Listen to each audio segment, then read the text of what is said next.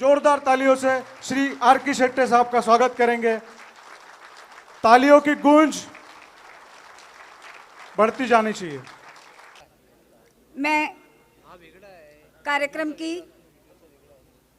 मैं हमारे मुख्य अतिथि मुख्य स्पीकर आर के शेट्टी जी को इन शब्दों के साथ आमंत्रित करती हूँ। उसके पहले मैं श्री विवेक रत्न पारखी और श्री सोमेश्वर ब्राह्मणकर से कहूँगी उन्हें ससम्मान मंच पर लाएं।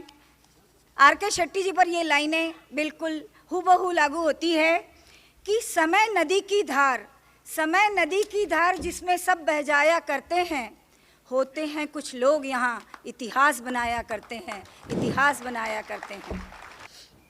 मैं रिक्वेस्ट करता हूँ माधुरी गुंडावर मैडम इनको कि वो इस सभा को आर के शेट्टी सर का परिचय देंगे।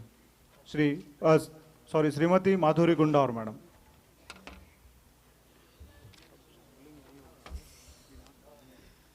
आदरणीय मंच और मेरे प्यारे मित्रों, कल से हम ये अधिवेशन की शुरुआत कल अच्छे तरह से हुई और आज भी अभी तक का अच्छा कार्यक्रम हुआ और मेरा सौभाग्य है कि देखो हमारी ऊंची कितनी बड़ी ताकत रखती है। मेरी ऊंचाई कम है, इसलिए बोलने के लिए भी नीचे से सपोर्ट देना पड़ता है। वैसे ही हमारे जीवन में सपोर्ट देने के लिए आए हैं हमारे डॉक्टर आर के शेट्टी। आज उनका परिचय करने का सौभाग्य मुझे मिला है और मैं बहुत खुश हूँ कि इतनी बड़ी महान हस्ती आज जीरो से लेके छोटेपन से सर्विस करने के बाद आज ये हाइट पे पहुँचे हैं हमारे डॉक्टर आर के शेट्टी। उनके लिए मैं 4 लाइन कहना चाहती हूँ। कठिनाइयों में भी हौसला रखते हैं, संघर्ष पथ पर जिनके कदम नहीं थकते हैं, जो चलते हैं सदा समय के साथ, वे ही आज भीड़ में अलग दिखते हैं। ऐसे अलग भीड़ में दिखने वाली व्यक्ति है डॉक्टर आर के शेट्टी। मुंबई के जाने माने फाइनेंशियल एडवाइज़र, इनकम टैक्स एवं जीवन बीमा प्रैक्टिशनर, राष्ट्रीय एवं अंतर्राष्ट्रीय स्तर पर अनेक पारितोषिकों से सम्मानित, 13 बार से लगातार टीओटी कॉरपोरेट क्लब की 2004 में स्थापना से लगातार सदस्य रह चुके हैं। Senate of the open international university of complementary medicine Sri Lanka द्वारा डॉक्टरेट ऑफ ऑनर से इन्हें नवाजा गया है। जोरदार तालियों भाइयों और बहनों, बहुत बड़ा ऑनर है उनका। डॉक्टर आर के शेट्टी 2008 में Bharat, Sri Lanka, Nepal, Pakistan, middle east, Europe, Africa के MDRT रीजनल चेयरमैन रह चुके हैं और अभिकर्ताओं के सेवा में लगातार कार्य करते हैं। 17 सदस्यीय MDRT मैनेजमेंट काउंसिल के सदस्य रह चुके हैं। कर्नाटक के समाज रत्न अवार्ड और महाराष्ट्र छत्रपति शिवाजी महाराज अवार्ड 2015 प्राप्त कर जीवन बीमा एजेंसी का कार्य सम्मानित किया है। इसलिए भी उनको जोरदार तालियां देनी चाहिए क्योंकि ये अवार्ड महाराष्ट्र शासन ने उनको दिया है। अनेक बार MDRT, TOT और फ्लोरिडा, सिंगापुर जैसे विश्व के कई जाने माने स्थानों में संबोधित करने के अलावा CNBC, IBN 7, जी, सहारा, सुवर्णा न्यूज़ इत्यादि टीवी में संबोधन कर एक कीर्तिमान स्थापित कर डॉक्टर आर के शेट्टी भारतीय जीवन बीमा अभिकर्ताओं के सर्वोच्च शिखर के ज्वेल इन द क्राउन ऐसे कहलाते हैं। तो ऐसे हमारे गुरु डॉक्टर आर के शेट्टी, इनको मैं तालियों की गूंजी इतनी जोरदार गड़गड़ाहट होनी चाहिए कि वो अपने को अच्छे से अच्छा मार्गदर्शन करें। इसलिए मैं आमंत्रित करती हूँ डॉक्टर आर के शेट्टी। उसके पहले सर 2 मिनट, नागपुर संतरा नगरी में आप आमंत्रित हुए हैं और आप हमारे को यहाँ पर आए, इसके लिए हम आपका पुष्पगुच्छ देकर स्वागत करना चाहते हैं। मैं श्री गहरवार जी से निवेदन करता हूँ पुष्पगुच्छ देकर श्री आर के शेट्टी सर इनका स्वागत करेंगे। जोरदार तालियां ऐसे महान हस्ती के लिए। Thank you very much sir. और आप श्री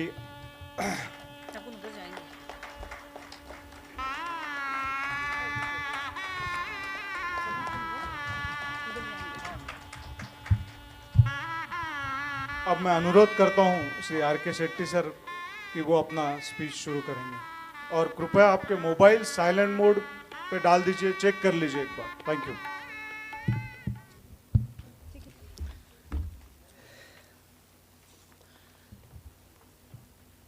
रिस्पेक्टेड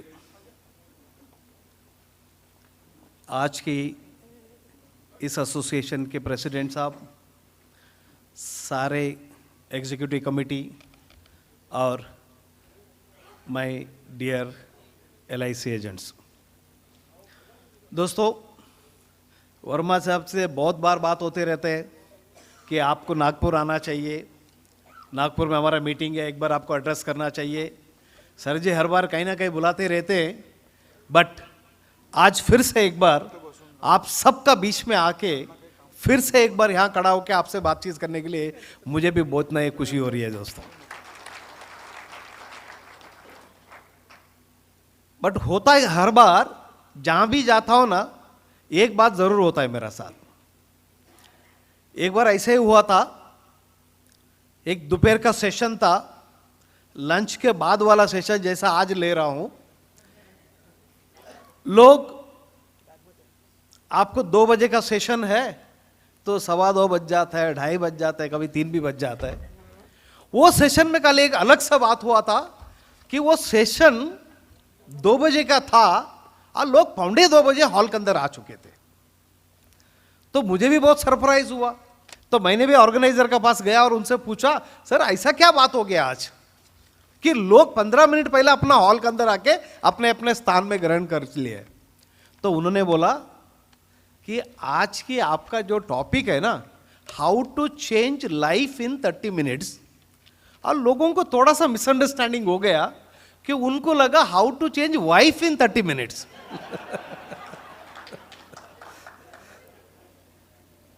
सो दोस्तों आज कोई मिसअंडरस्टैंडिंग नहीं है कि जरूर आज हमारे जो डेस्टिनी है, हमारे ये जो तकदीर है, क्या हम इस तकदीर को हम बदल सकते हैं क्या? बात समझ में आ रहा है? हमारा तकदीर बदलने वाले कौन है?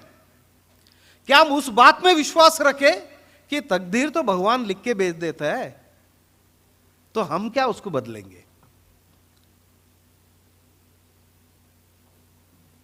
क्या उस भगवान को पर विश्वास करें? क्या हम कुछ हमारे तकदीर के चार्ज हम ले ले? क्या इसका जिम्मेदारी हम ले ले और हम ऐसा कुछ करें जिसका वजह से कि हमारे, मेरा स्लाइड्स दे दो भाई साहब, मेरा स्लाइड ऑन कर दो, तो हमारे डेस्टिनी का चार्ज हम ले सकते हैं क्या? इसी बात में एक बात है, अपने तकदीर के लिए अपना हाथों का लकीर पर विश्वास ना कर, अपना तकदीर के लिए हाथों के लकीर पर विश्वास ना कर। तकदीर उनका भी होता है जिसका हाथ नहीं होता है। तो भगवान ने अगर हमको हर चीज अगर परफेक्टली दिया है, क्या हमारे ये जो subject taking charge of your destiny, कि मैं प्योरली आपका डेस्टिनी मतलब इस इंश्योरेंस बिजनेस का रिलेटेड बात करना चाहूंगा। इस इंश्योरेंस में हम क्या कर सकते हैं, लाइफ में आपके पास क्या अच्छे बात हो सकता है, इस लाइफ इस बिजनेस में आपको किस हद तक आपको लेके जा सकता है, कि इसके कुछ उदाहरण देता हुआ कि आपको एक जर्नी में ले जाऊंगा कि आई एम श्योर आखिरी में आज जब भी 2 घंटे का समय दिया गया है मुझे, जब 6:30 बजे का आसपास में मेरा सेशन खत्म होगा, तो इस बात का मुझे विश्वास है कि हम सबको कि इस बात का विश्वास हो जाएगा जिस दिन हम चाहेंगे, जिस दिन हमें वो बात लगने लगेगा कि मेरा तकदीर का चार्ज सिर्फ मेरा पास है और मैं इसको बदलना है, तो और मैं खुद बदलूंगा और मेरा वजह से बदलेगा और मेरा जो कार्यकाल में जो कुछ भी कार्य मैं करूंगा इस वजह से बदलेगा। ये बात का विश्वास आप सब में आ जाएगा मेरे दोस्तों। तो क्या इस बात, सबसे पहले सवाल यह है कि क्या इस बात में आप विश्वास रखते हो? क्या मैं सही बोल रहा हूं? आपका तकदीर को आप बदल सकते हो? हाथ ऊपर करेंगे जितने लोग विश्वास करते हैं। वाह, ऑलमोस्ट सब लोग। तो दोस्तों, और दूसरा सवाल पूछता हूं आपसे कि अगर हमारा तकदीर अगर हमें बदलना है, वो हमारा हाथ में है, अब मैं कुछ ऐसा करूंगा, करना भी चाहिए जिसका वजह से अगर बदलता हो, तो मैं प्योरली इस लाइफ इंश्योरेंस बिजनेस में होता हुआ मेरा लाइफ का गोल या एम या एक एस्पिरेशन क्या होना चाहिए? समझ रहे हैं सवाल? कि आपका गोल क्या होना चाहिए? मतलब एक सिंपल ही बात कर रहा हूं कि आज हम जनवरी महीने में, इस मार्च तक 2 महीना और बाकी है। अगर जो लोग अगर एमडीआरटी, सीओटी, टीओटी का बात करते होंगे, तो इस दिसंबर तक आपका इस बिजनेस के प्रति आपका गोल क्या होना चाहिए? थोड़ा सा सोचिए और जवाब दीजिए।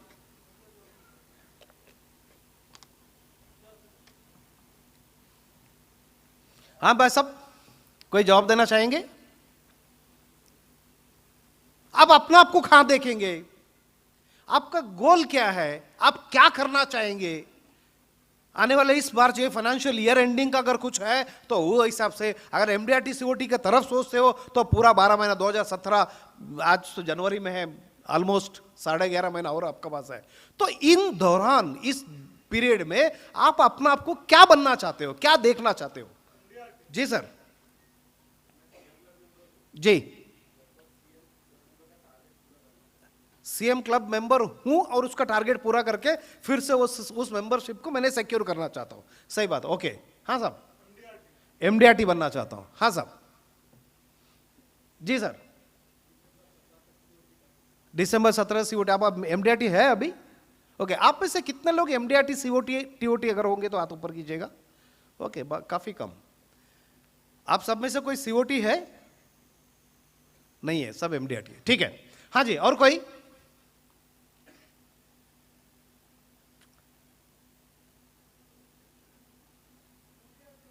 जी, एमडीआरटी। और कोई? भाई साहब,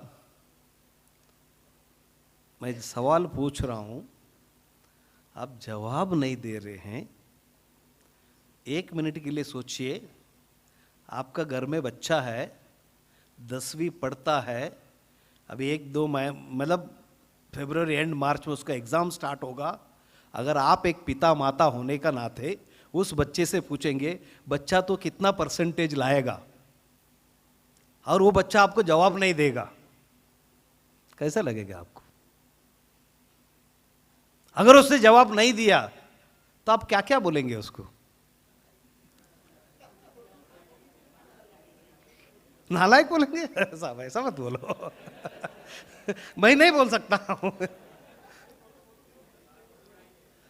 साहब, सिंपल बात यह है, कोई भी कार्य आप कर रहे हो, उसका प्रति आपका पास एक गोल, एक एम, एक दृष्टिकोण, एक मेरा सफर जो चालू हो रहा है, मैं कहां जाके खत्म करना चाहूंगा।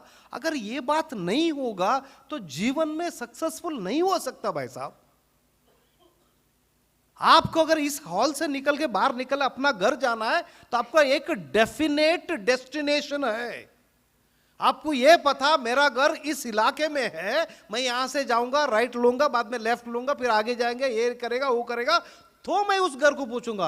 आप अगर बाहर निकल के कोई जो रास्ता मिलता उसको पकड़ के चलते रहेंगे तो बंबई पहुंच जाओगे आप। सो मैं फिर से सवाल पूछता हूं, क्या आपको अपना आपको क्या देखना चाहते हो? हाँ साहब, एमडीआरटी। अच्छा, सबसे पहले 2-4-5 लोग ने तो हिम्मत करके जवाब तो दिया, सही गलत अपनी जगह, वो मैं बाद में बता ही दूंगा आपको। उन्होंने हिम्मत जवाब दिया, उनके लिए जरा जोर से ताली बजाइएगा। अच्छा, जोर से मतलब ये अच्छा हो गया, मैं पहले से बोला जोर से।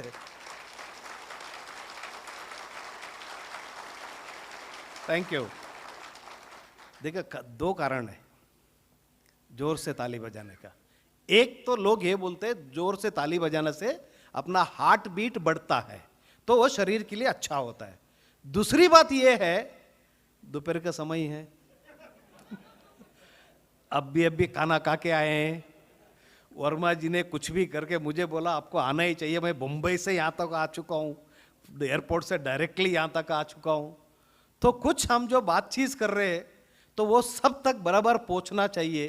तो इसी दौरान अगर किसी को थोड़ा सा नींद आ जाता है, स्वाभाविक है, तो आप जोर से ताली बजाओ, भाई साहब उठ जाएंगे उनको कुछ बातें समझ में आएगा, कुछ जिंदगी में अच्छा होगा। जो आप लोग जिस मकसद से इस मीटिंग को बुला के जिस मकसद से ये लेक्चर गिक्चर करवा रहे हो, उसको कुछ पर्पज सर्व होगा।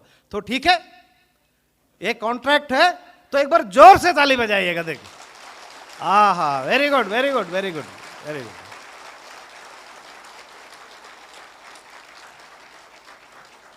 Thank you so much. तो ये जवाब जरूर जानना चाहूंगे। एक 10 15 20 लोग देखो तो मुझे भी थोड़ा अच्छा लगेगा, बाबा हाँ कुछ आप सोच रहे हो। हाँ भाई साहब, कोई जवाब देना चाहेंगे? हाँ साहब, टीओटी करना चाहेंगे? आप इसका पहले किए हैं? एमडीआरटी हुआ है, बट आपका एम है टीओटी करना। बहुत अच्छी बात है सब, जोर से ताली बजाइएगा। एटलीस्ट उन्होंने हिम्मत किया। Very good sir, I am very happy. हाँ साहब, और कोई? जी sir, double MDRT, very good. देखा, ताली बजना है तो जोर से बजेगा, नहीं बजाएगा तो फिर चलेगा। फिर क्या हम किसी को सोने नहीं देंगे आज? हाँ साहब, टीओटी, सीओटी, वेरी गुड। हाँ साहब,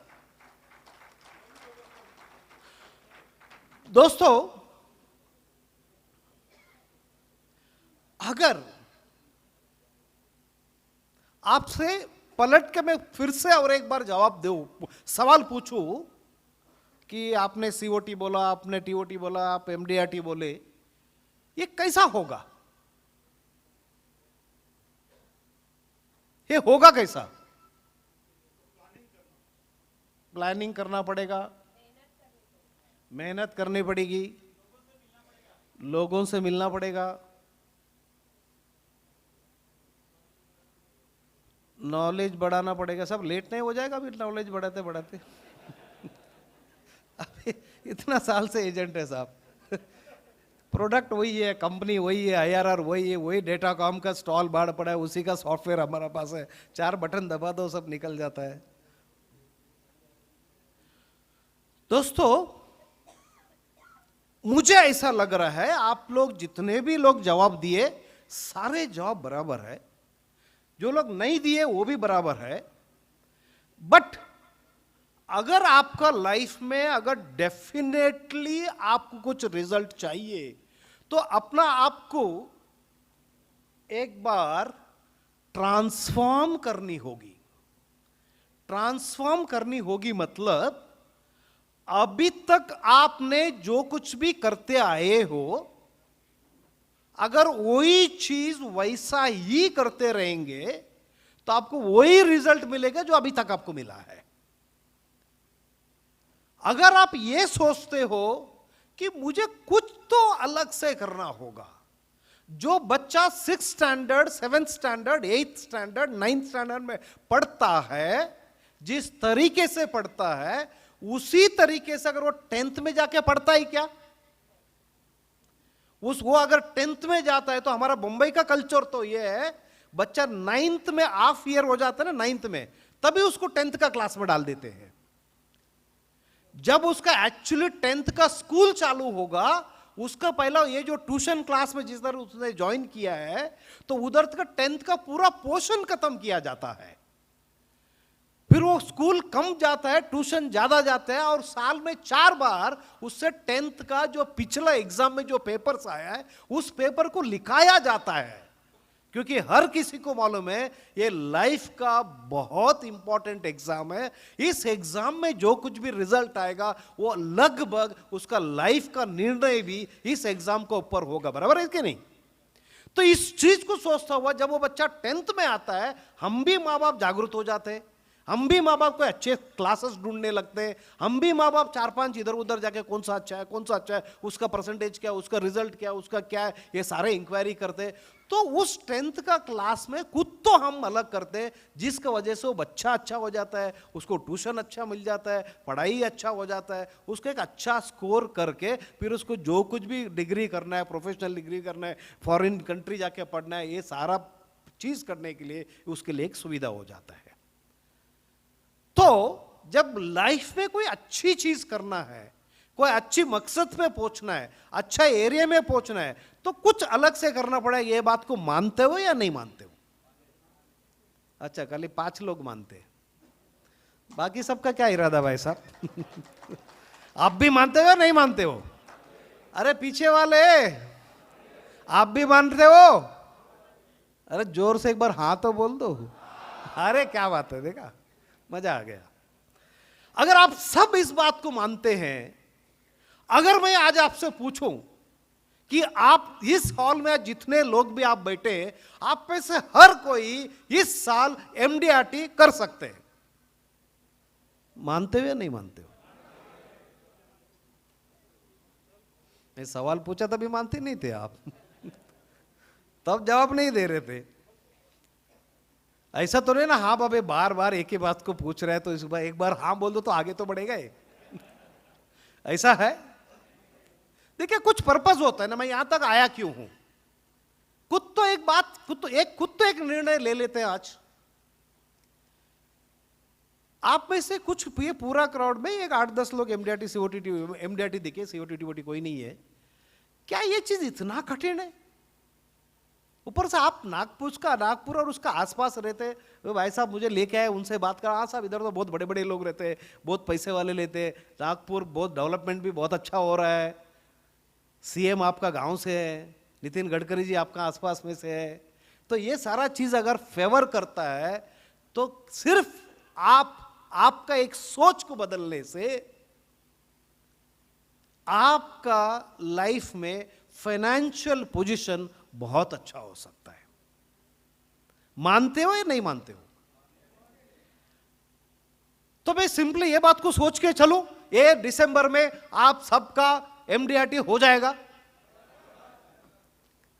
चलिए, हो जाएगा पक्का? तो एक 2-4 लोग खड़े होके बोलेंगे कि कैसा होगा, फिर वो मत बोलेगा प्लानिंग करना पड़ेगी, सुबह जल्दी उठना पड़ेगा, 2-4 लोगों को मिलना पड़ेगा। ये तो साहब सबको मालूम है। कुछ कॉन्क्रीट बात बताइए जिसकी वजह से मुझे भी लगे, आपको लगे, मैं तो आज बात करके चले जाऊंगा, आपको लगे और आप में खुद पे एक विश्वास आए और उस चीज आप करने लगोगे जिस वजह से सच में आपका एमडीआरटी होगा।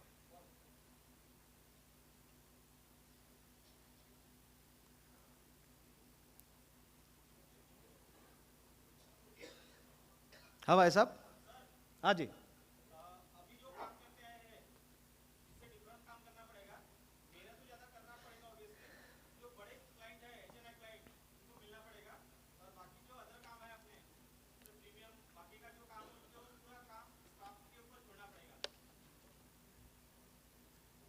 सब ये आज ही ये काम करेंगे?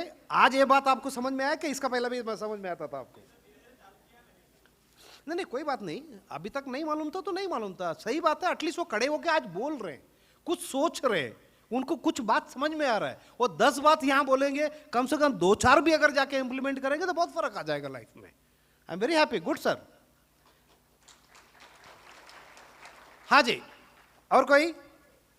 हाँ साहब। हाँ।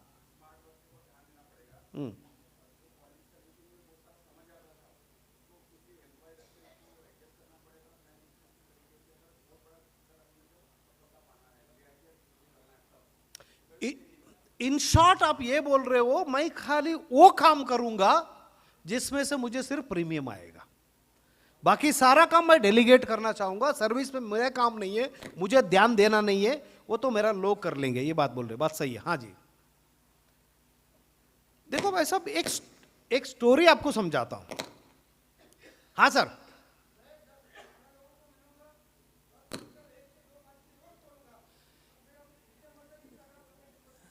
फैंटास्टिक, बहुत अच्छा, जोर से ताली बजाइएगा उनसे। आपका पॉइंट में मैं लास्ट में आता हूं। देखो भाई साहब, बहुत बार ना हमको ऐसा लगता है कि मैं कर सकता हूं, फिर थोड़ा देर का बाद वो एंथुसियाज्म नीचे चले जाता है। आज इस मीटिंग को आप 2 दिन से शायद अटेंड कर रहे हैं, 2-4 दिन, 8 दिन, 10 दिन के बाद शायद ये लगे हाँ उधर ऐसा लगा था, अभी तो नहीं लगता है। तो आप में से 5% लोग भी एक्चुअली काम करने नहीं लगते हैं। सो मैं आपको एक विश्वास आने के लिए एक स्टोरी आपको बता रहा हूं। शायद मैं लगभग हर जगह बोलता हूं, तो आप इसका पहला मुझे सुने होंगे, तो ये स्टोरी को शायद आप सुने भी होंगे। एक राजा रहता है, उसका एकलौता बेटी, एक राजा और उसका एकलौता बेटी, और उसको शादी करके देना था राजा को। तो राजा ने मंत्री जी को बोल दिया, मंत्री जी बाहर जाइए, सबको एक मैसेज दे दीजिए, मैं अपना बेटी का शादी करके देना चाहता हूं, मैं लड़का ढूंढ रहा हूं, तो मुझे एक ऐसा लड़का मिले जो एकदम ब्रेव, मतलब एकदम शक्तिवान, क्योंकि वो राजा तो था ही, पैसा किससे तो उसके बाद बहुत है, तो ऐसे एक ब्रेव लड़का मिले ताकि मेरे ये संपत्ति, मेरा राज्य, मेरा बेटी, ये सबको संभाल सके। तो मंत्री जी बाहर गए, मैसेज दे दिए सबको, और एक तारीख भी नक्की हो गया, और बोला वो जितने भी वो नौजवान जो इस गांव में है, जो अपना आप को ब्रेव समझते हैं, वो सबको एक दिन और तारीख और टाइम दिया गया।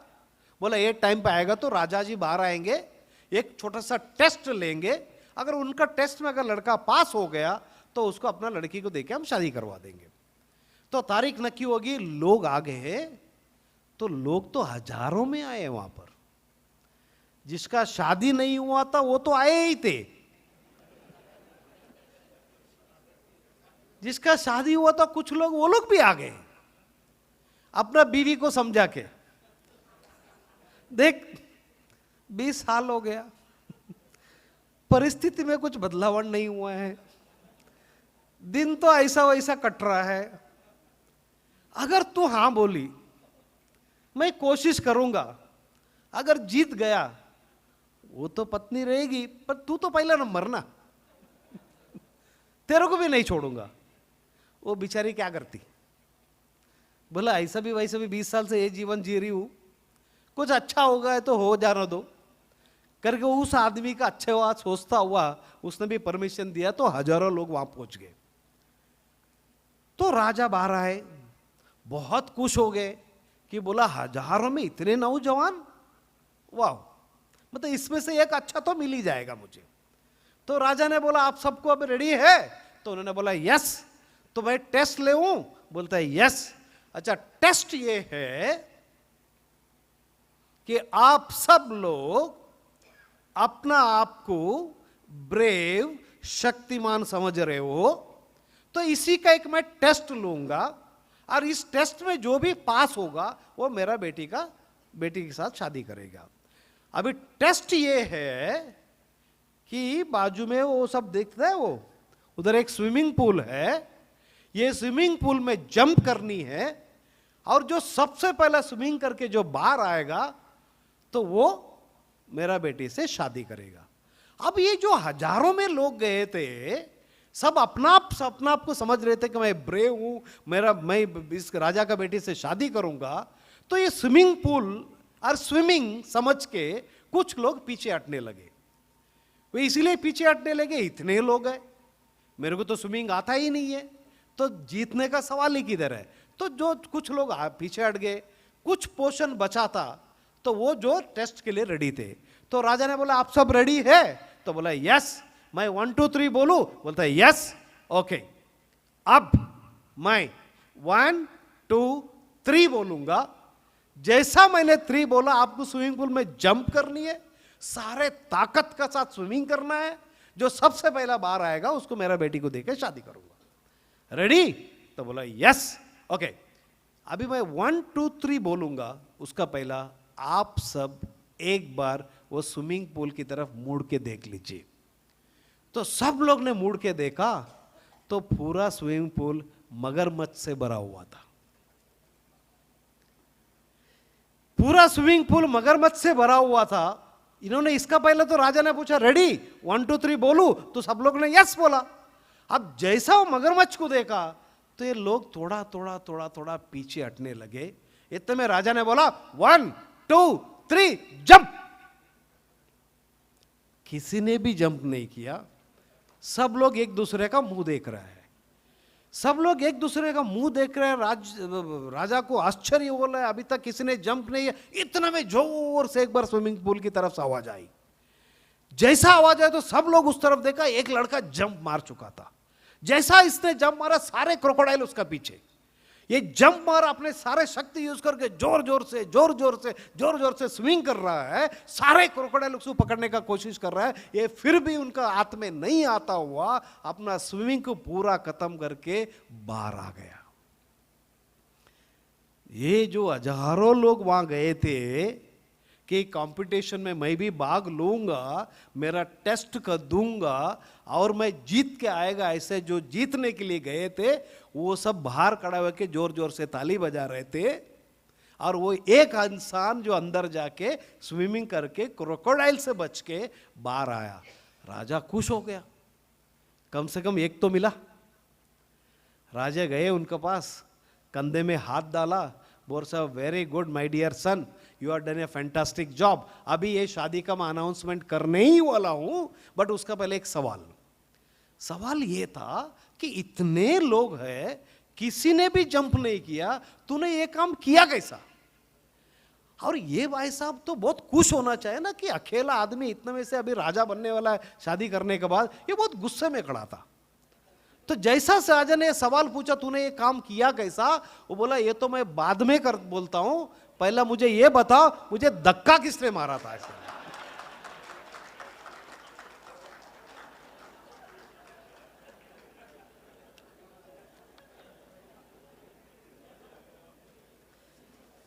क्योंकि ये भी आदमी वही था, ये समझ रहा था ये मेरा बस की बात नहीं है। अरे अच्छा खासा जिंदगी कट रहा है, किसको क्रोकोडाइल का हाथों मारना है? यही ठीक है, जो है जैसा है ठीक है, ऐसा सोच ही रहा था। इतने में किसी ने तो धक्का मार दिया उसको। अभी किसी ने धक्का तो मार दिया, भाई साहब अभी अंदर जा रहे हैं। अंदर जाते जाते उनको 2 डिसीजन लेना पड़ा। एक, देख अंदर तो जा रहा हूं, अब मैं कम से कम मेरा सारे शक्ति यूज करके, जितना मुझे स्विमिंग आता है वो सारे टेक्निक को यूज करके कम से कम मैं जो मेरे से हो सकता है वो काम, जितना हो सकता है उतना शक्ति सब लगा के मैं स्विमिंग करूं। हो सकता मैं जीत जाऊं, नहीं है तो ऐसा भी वैसे भी अंदर है। क्रोकोडाइल आजू बाजू में तो है ही है, आगे का कार्यक्रम वो कर लेगा। सो इसने जो पॉजिटिव सोचा कि yes now is the time, this is the time, I can do it, I should do it, ये जो पॉजिटिव सोचा और उसने सारे शक्ति लगा दी, जो उससे बेस्ट आता था उससे बेस्ट तरीके से उसने जो काम किया, जिसका वजह से एक साधारण सा आदमी एक डिसीजन की वजह से 1 मिनट में राजा बन गया।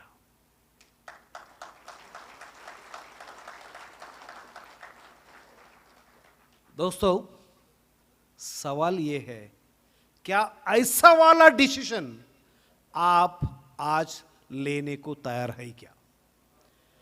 इसीलिए मैं बोला टू ट्रांसफॉर्म टू परफॉर्म। कुछ माइंडसेट लानी होगी। कोई पैसे की जरूरत नहीं, जो आप जानते हो, जो ट्रेनिंग है, जैसा भी है, जो भी है, सब कुछ ठीक है। कोई स्पेशल बात करने की जरूरत नहीं है। मैं ये नहीं बता कोई ट्रेनिंग करो, कोई क्लास करो, कोई किताब पढ़ो, कुछ और करो, ऐसा कुछ नहीं बोल रहा हूं मैं आपको। सिर्फ आपको एक ही काम करना है, एक अच्छा डिसीजन आज लेना है। यस, जो भी आपको करना है, आपको चेयरमैन क्लब बनना है, आपको एमडीआईटी करना है, आपको सीओटी करना है, आपको टीओटी करना है, आपको यह सोचना है मेरा इनकम 10 लाख होना चाहिए, इनकम 50 लाख होना चाहिए, इनकम 1 करोड़ होना चाहिए। जो भी डिसीजन लेना है अभी लेना है, इस वक्त लेना है। Are you ready? अच्छे आप सब। इतना सारा स्टोरी सुनाने के बाद आर यू रेडी बोलो तो खाली 5 आदमी ने यस बोला। Are you ready? Are you ready? तो अभी मुझे बताओ, क्या करोगे आप? ये मार्च का टारगेट पकड़े या दिसंबर का टारगेट पकड़े? मार्च। चलिए, जनवरी तो ऑलमोस्ट 6-7 दिन बचा है। ये 6-7 दिन आपको फ्री देता हूं ताकि आपको प्रिपेयर करना है, मेंटली तैयार होना है, कुछ नोट्स बनाना है, कुछ किताब पढ़ना है, कुछ प्लान करना है, कुछ लिस्ट बनाना है, कुछ लोगों को फोन करना है, जो कुछ भी करना है 6-7 दिन में कर लीजिएगा। फरवरी और मार्च, इस 2 महीने का टारगेट क्या होगा बताएंगे?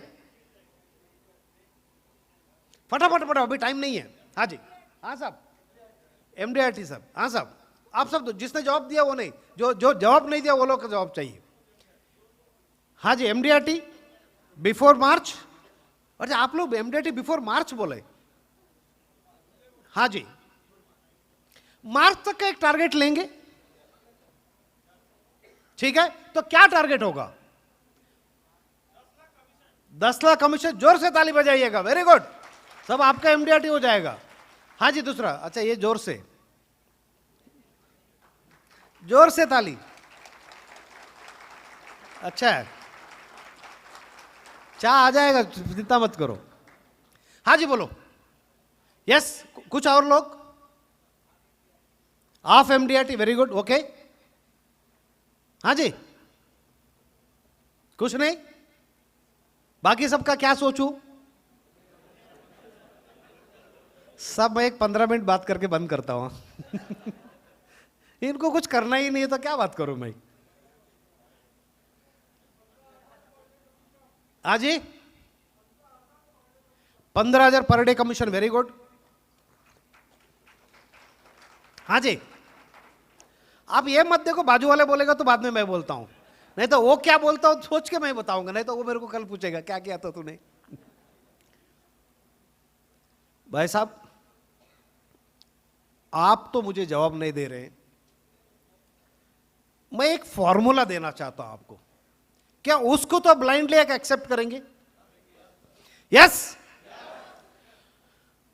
आपका देखिए, कोई लोग मुझे MDRT बोले, कोई COT बोले, कोई TOT बोले, कोई 15,000 कमीशन, 10,000 कमीशन, ये सारा बात सही है।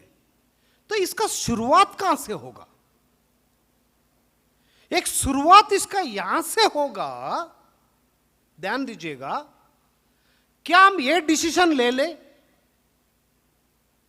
1 फरवरी, उसका पहला आपको तैयारी करने का टाइम दे रहा हूं मैं, 1 फरवरी से लेकर आने वाले 31 मार्च 2017 तक हर दिन हम दिन में 3 नए लोगों से मिलेंगे।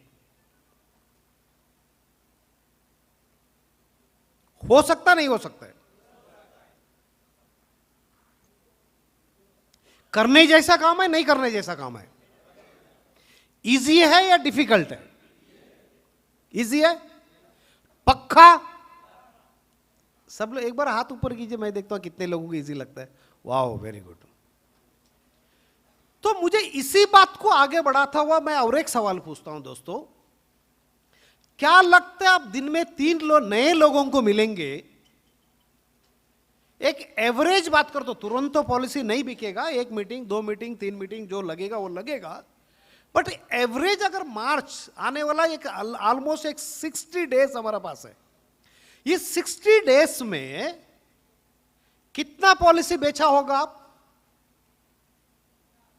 60 दिन में 3 लोगों को मिलना है, 60 दिन में 180 लोगों को मिलना है, 180 लोगों को मिलने के बाद कितना पॉलिसी बेचा होगा आप? एक अंदाजा बोल सकते हो? 60, 100 जी, 50, 60, 25, ठीक है? ये जो 25 से लेके 100 तक आपने जो भी फिगर दिया, एवरेज प्रीमियम कितना लाया होगा आप इन लोगों में से? अंदाज एवरेज, मतलब कोई 10,000 भी देगा, कोई 50 भी देगा, कोई 2 लाख भी देगा, कोई 10 लाख भी देगा। लास्ट में जो 50 पॉलिसी आपने लाया, उसको जो प्रीमियम आपने लाया, total premium received divided by 50, उसको एवरेज बोलते हैं। तो एवरेज प्रीमियम कितना आ गया रहेगा? मतलब एक एक आदमी कितने का प्रीमियम दिया होगा आपको? हाँ जी, 25,000 एवरेज, 25,000 एक आदमी का, और 50 पॉलिसी, कुछ को 100 बोले, कुछ लोग 50 बोले, कुछ लोग 60 बोले, एक एग्जाम्पल के लिए मैंने 50 लेता हूं, तो 25,000 इंटू 50,000, 50 कितना होता है भाई साहब? टोटल प्रीमियम क्या हुआ? मोबाइल है ना, कैलकुलेट करो फटाफट।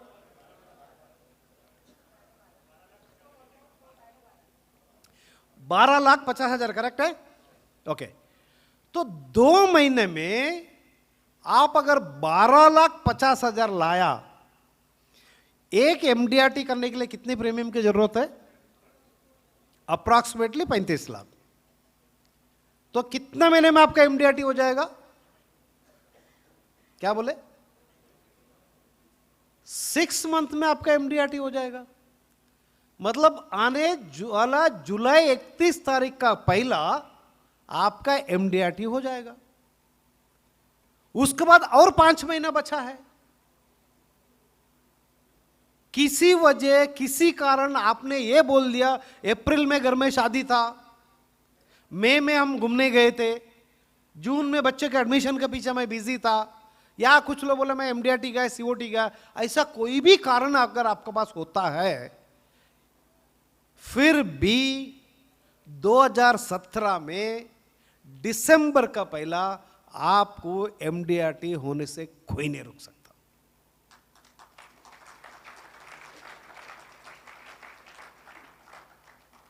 मानते हो या नहीं मानते हो? विश्वास आ रहा है इस बात पे? आप अगर ये सोच ले, मैं सिर्फ 3 लोगों को मिलने का बात कर रहा हूं, नागपुर जैसा सिटी पे, हम मुंबई में तो 3 लोगों को मिलते मिलते दिन खत्म हो जाता है हमारा ट्रैफिक कितना होता है। यहां तो 3 लोगों को शायद ज्यादा से ज्यादा 3 घंटा लगना है आपको, फिर भी आपका पास कम से कम 5 घंटा और फ्री है। तो एकदम कंफर्टेबल लिविंग होता है ना, यही बात होता है दोस्तों। देखिए, ये बात मैं इसके लिए इतना विश्वास का साथ आपको बता रहा हूं, पिछले 20 साल से मेरा एमडीआरटी चल रहा है। 20 साल से लगातार एमडीआरटी है। पिछले 13 साल से लगातार टीओटी है। ये टीओटी आप सुने होंगे, 2007 में रिसेशन आया, 8 में रिसेशन आया, 10 में और कुछ हुआ, 12 में और कुछ हुआ, अब इस बार 2016 में डिमोनेटाइजेशन। टीओटी के लिए 2 करोड़ रुपया प्रीमियम लगता है। और आप अगर पीछे जाके कोई अगर मेरा रिकॉर्ड चेक करो, दिसंबर 10 तारीख तक मेरा टोटल कमीशन रिसीव्ड सिर्फ 18 लाख रुपया था, जबकि अगर आपको टीओटी करना है 52 लाख रुपए का प्रीमियम की कमीशन की जरूरत थी। तो 20 दिन में 18 लाख आ चुका है, बाकी का 24 लाख आपको चाहिए, तो ये मैंने 20 दिन में लाया। मैं दोस्तों इसी चीज में, इसी विश्वास में, इसी तरह काम करके मैंने भी यही सोचा, आने वाला 20 दिन में सब काम बंद, सिर्फ एलआईसी के लिए काम करना है, सिर्फ एलआईसी प्रीमियम लाने का काम करना है, और उसके लिए एक लिस्ट बनाना है, नए लोगों को मिलना है, 3 लोगों को मिलना है या 5 लोगों को मिलना है, और एवरेज प्रीमियम, अगर मुझे 24 लाख रुपए प्रीमियम कमीशन चाहिए, मैं 25% एवरेज कमीशन का बात करता हूं, तो मुझे कितने लोगों से मिलना चाहिए और एवरेज प्रीमियम कितना आना चाहिए, यह सारा काम कि जो प्लानिंग से किया और उतने लोगों से मिला, उस लेवल का प्रीमियम लाया। डिमोनेटाइजेशन, लोगों के पास पैसा नहीं है, पैसा देना नहीं चाहते, लोग इन्वेस्टमेंट करना नहीं चाहते, कोई लॉन्ग टर्म कमिटमेंट लेना नहीं चाहते, इस पीरियड में भी मेरा टीओटी होने से कोई रोक नहीं सका।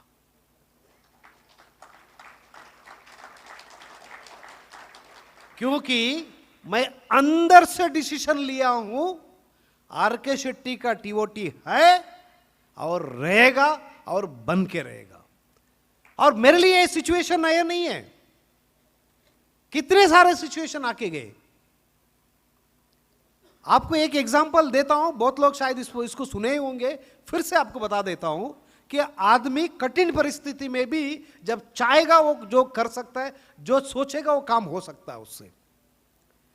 2004 जब मेरा फर्स्ट टीओटी होना था,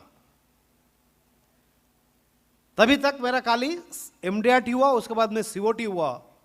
फर्स्ट टीओटी होना था, एक क्लाइंट के पीछे मैंने बहुत साल से काम कर रहा था।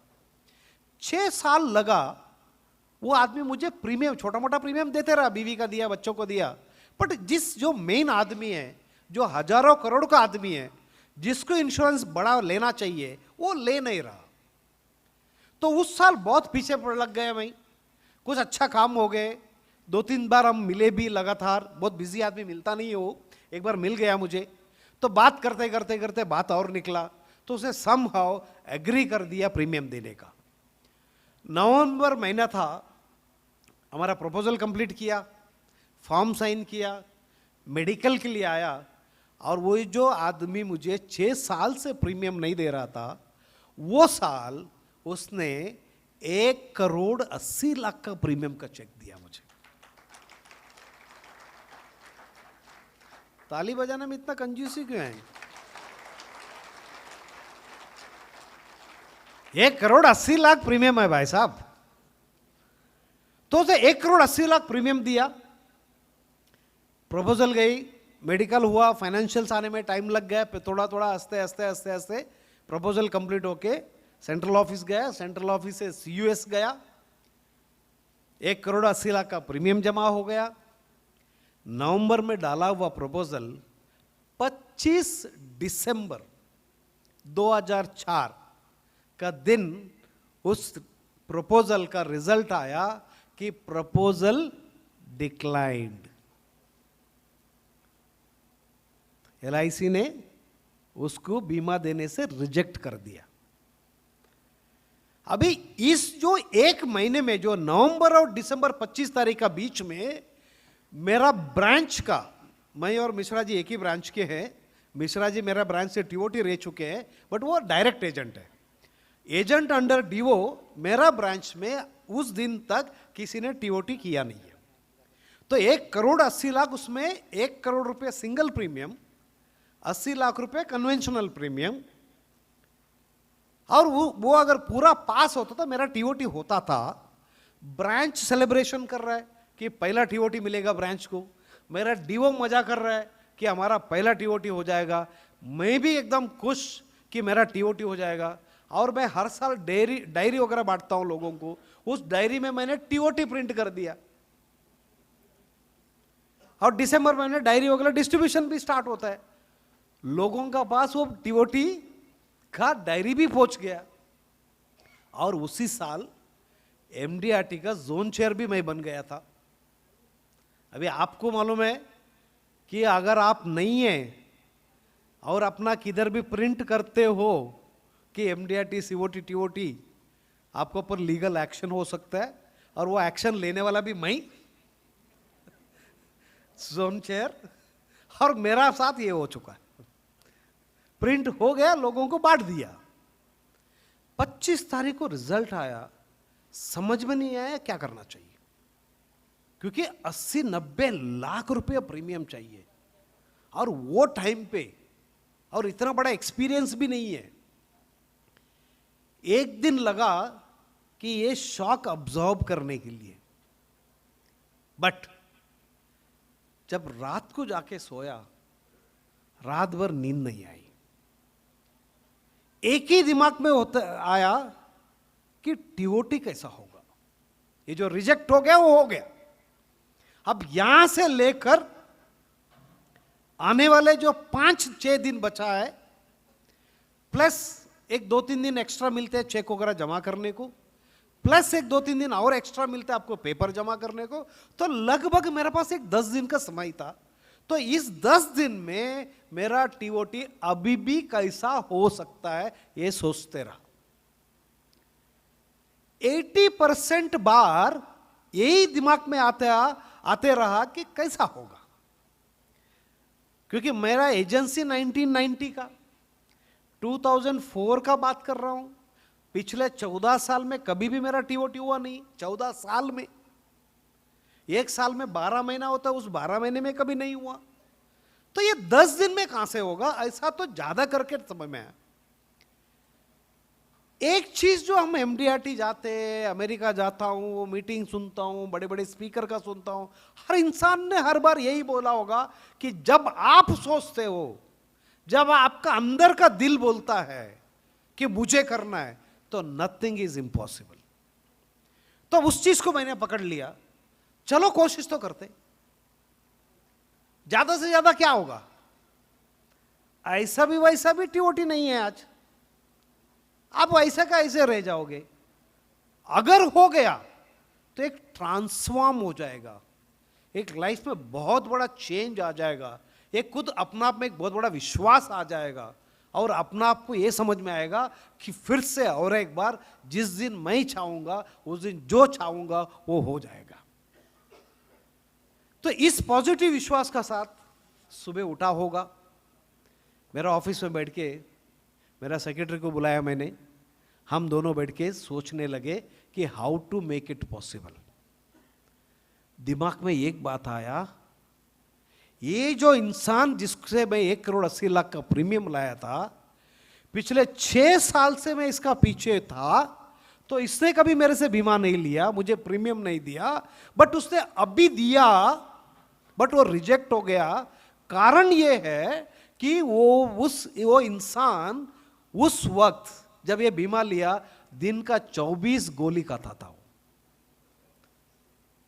Highly diabetic, blood pressure high, liver में प्रॉब्लम, पता नहीं भगवान ने क्या क्या प्रॉब्लम उसको दिया, 24 गोली खाता था। डॉक्टर ने मेडिकल में पूरा लिख दिया था, वो प्रीवियस मेडिकल हिस्ट्री जो भी था वो सारे चीज मंगाया गया था, वो सारे चीज हमने भेज दिया गया। तो उसी का वजह है कि मेडिकली अनफिट होने का वजह से उसे पॉलिसी नहीं दिया गया, पॉलिसी रिजेक्ट किया गया। एक लेसन बहुत अच्छा है, जब आपको एलआईसी पॉलिसी मिलता है तो आपको लेना चाहिए, जब आपको चाहिए उस दिन आपको मिलता नहीं है।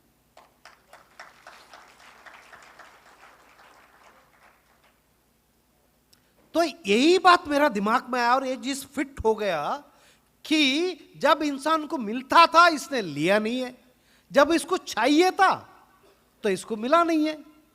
यहां तक भी है, जब मैंने ये एलआईसी रिजेक्ट हो गया, चेक लेके भाई साहब के पास गया, तो साहब आपको पॉलिसी रिजेक्ट हो गया, या 1,80,00,000 का चेक पकड़ो। वो बहुत गुस्से में आ गया, बोला क्या बात करो, तुम तो इतना बड़ा एजेंट है, तुम्हारा इतना नाम है, तुम्हारा ये है, तुम्हारा वो है, तुम एमडीआरटी का ये है, तुम वो है, तुम चाहते हो तो कर सकता है, देखो ना, कोशिश करो ना। बोला सर ऐसा कुछ होता ही नहीं है। अच्छा फिर भी जरा ट्राई करो ना, कुछ करके कुछ होता होगा। तो वो हर बिजनेसमैन बोलते ना गवर्नमेंट ऑफिस में जाके, वैसा इसको भी लगा यहां भी कुछ ऐसा होता होगा। मैं बोला सर कुछ नहीं हो सकता, इसीलिए मैं ये चेक जल्दी से जल्दी लाया, क्योंकि अमाउंट बहुत बड़ा है और 1 महीने से एलआईसी के पास पड़ा था, आपको आगे इंटरेस्ट का लॉस नहीं होना चाहिए, इसके मैंने आपको इसको लेके आया। तो बड़ा मुश्किल से जब उसने, उस आदमी ने एक्सेप्ट किया और चेक लिया, और ये सारा पिक्चर मेरा सामने नजर आ रहा था। जब मिलता था तो इसने लिया नहीं, जब लेना था तब इसको मिला नहीं। तो मैंने इसी चीज को ध्यान में रखता हुआ उसे एक परमिशन लिया, सर ये जो आपका साथ हुआ है ना, ये और किसी का साथ नहीं होना चाहिए। जो आपका सोच है ना, ऐसा ही बहुत लोग सोचते हैं। तो उनको एक बार मैं एक एग्जाम्पल देना चाहता हूं, जब लाइफ इंश्योरेंस आपको मिलता है, जब आप एलिजिबल हो, आपको मिल सकता है, तो आपको ले लेना चाहिए, नहीं तो वक्त ऐसा आएगा कि आपको नहीं मिलेगा। तो उसने बोला अच्छा ठीक है कोई बात नहीं, देख लो। तो मैंने क्या किया कि उस जब 26 तारीख का दिन सुबह उठ के एक बहुत अच्छा एक लेटर रेडी किया। उस लेटर में ये जो केस हुआ ना, इसका पूरा हिस्ट्री लिखा, और पहले बार इतना बड़ा चेक आया हुआ था तो मैंने चेक का जेरॉक्स निकल के रखा था, तो वो अटैच किया। इतने बड़े लाइफ का सबसे बड़ा प्रपोजल फॉर्म का जेरॉक्स था, उसको भी अटैच किया, और लेटर के साथ लोगों को लिखा। ये एक एग्जाम्पल ऐसा है, इतना बड़ा आदमी इतना बड़ा प्रीमियम देने का बाद भी एलआईसी बोला हम तुम्हारा प्रीमियम नहीं लेंगे, because you are financially medically you are unfit. So there are two criteria. One, you should be financially capable and you should be medically fit to take the life insurance policy. Here is an example. इतना बड़ा check reject हुआ.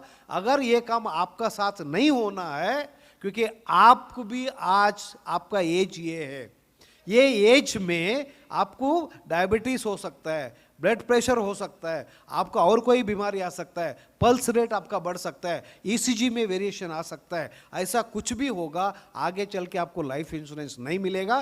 Therefore ये as, आपका as को देखता हुआ आपको policy लेना चाहिए. ऐसा करके मैंने एक 60 लोगों का लिस्ट बनाया और थोड़ा सा उसको पर्सनलाइज किया कि जिसको भी मैं पर्सनली जानता था ना, देखो आपका वेट ज़्यादा है, आपका एज नज़दीक है, आपको डायबिटीज़ प्रेशर है या नहीं मुझे नहीं पता, बट जनरली बॉम्बे में ये एज, ये और ये एज के बीच में डायबिटीज़ वगैरह लोगों को हो जाता है, ताकि अगर उसको है उसको समझ में आ जाएगा, नहीं है तो उसको ये भी पता है कि थोड़ा हम जानकारी दे रहे, ये एज में लगभग लोगों को चालू हो जाता है.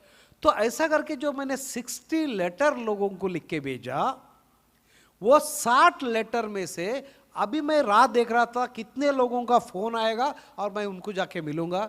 दोस्तों बिलीव करो, सिर्फ 10 दिन का टाइम है आपका पास, लोगों का पास जाना है, बातचीत करना है, LIC समझाना है, वो एग्री करना है, एक्सेप्ट करना है, प्रपोजल फॉर्म साइन करना है, आपको चेक इश्यू करना है, आपका साथ मेडिकल के लिए आना है और आपको सारे फाइनेंशियल अंडरराइटिंग के लिए जो इनकम टैक्स वगैरह लगता है वो सब देना है.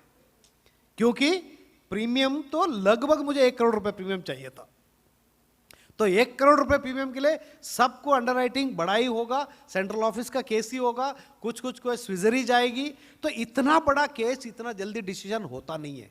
बट एक लेटर का वजह से लोग मुझे फोन करने लग गए.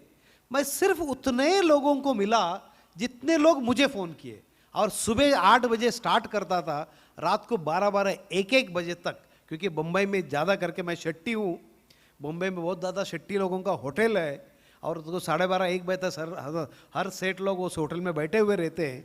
तो रात को 12-12 1-1 बजे तक लोगों को समझाया, बात किया, प्रपोजल साइन कराया, चेक लिया, मेडिकल कराया, फाइनेंशियल पेपर्स लिया और प्रपोजल LIC को सबमिट करके 2004 में भी मेरा TOT हो गया.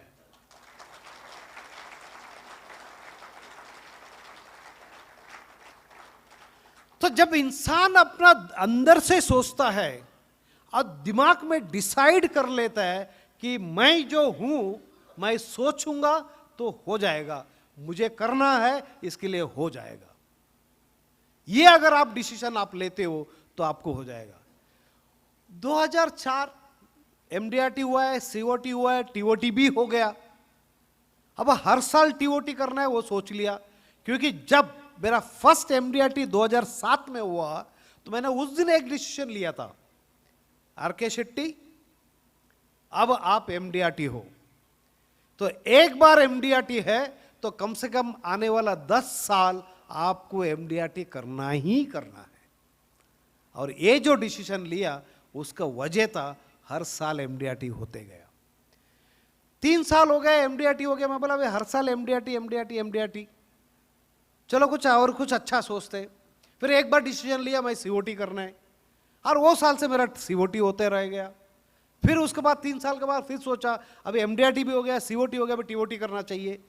फिर जिस दिन TOT का सोचा उस दिन TOT का सोचा, और इतना बड़ा तकलीफ आया, उसका बाद भी मेरा TOT हुआ. तो उसके बाद सोचा कि अभी क्या करने का, MDRT हो रहा है, COT हो रहा है, TOT हो रहा है, तो इसमें भी कुछ नया करना चाहिए. फिर एक दिन ऐसा सोचा क्यों ना ऐसा करूं, first day of the year 1 जनवरी को ही मेरा MDRT हो जाना चाहिए. वन क्लाइंट, 1 प्रपोजल, 1 चेक और 1 MDRT.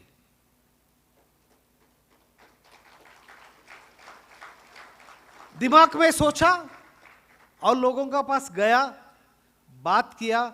एक बार ऐसा ही हुआ, फर्स्ट डे कंप्लीट नहीं हुआ, बट मेरा proposal complete, medical complete, LIC का प्रीमियम दे दिया। तो 1 प्रपोजल 1 चेक, वो MDRT हो गया। फिर क्या सोचा, 1 क्लाइंट 1 चेक 1 प्रपोजल COT, उसका भी ट्राई किया, वो भी हो गया।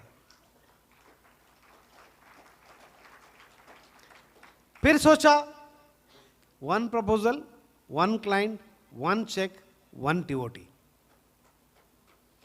13 साल से कोशिश कर रहा हूं, नहीं हुआ है। बट छोड़ा नहीं मैंने अभी तक, एक बार करके रहूंगा। और जिस दिन डिसीजन लिया कि मुझे इस साल करना है, उस साल तो हो जाएगा। शायद वो अंदर से वो डिसीजन नहीं आया, उस वजह से पेंडिंग है। बट दोस्तों, ये सारा स्टोरी आपको मैं इसीलिए दिया कि थोड़ा सा इस पे गौर कीजिएगा। एक LIC एजेंट एक बार उसका MDRT होता है, किसी को यह पता है कि आपका रिन्यूअल कमीशन आने वाला 15, 20, 25 साल के लिए कितना हो जाता है? किसी ने कैलकुलेशन किया? आपको बताता हूं, 10 से 12 हजार रुपया महीने का कमीशन आने वाला 15 से 20 से 25 साल, जितना आपका टेन्योर रहेगा, उतना टेन्योर 12,000 रुपया महीने का कमीशन आपको मिलेगा दोस्तों। और मैं आपको बताया कि पिछले 20 साल से मेरा MDRT COT TOT हो रहा है। थोड़ा सा छोटा कैलकुलेशन करेंगे। 1997 और ये 2017, 20 साल से क्या किया? पहला 4 साल खाली मेरा MDRT रहा, तो क्या हो गया? 4 MDRT हो गया। आने वाला 3 साल COT किया, तो एक COT मतलब 3 MDRT, 3 साल, 9 और 4 पहले का कितना हुआ? 13। उसके बाद में लास्ट 13 साल में से TOT कर रहा हूं। एक TOT मतलब 6 MDRT, 13 into 6 कितना हुआ? 78 हुआ। 78 और ये 13 कितना हुआ? 91 हुआ। तो 91 into 10,000 करो,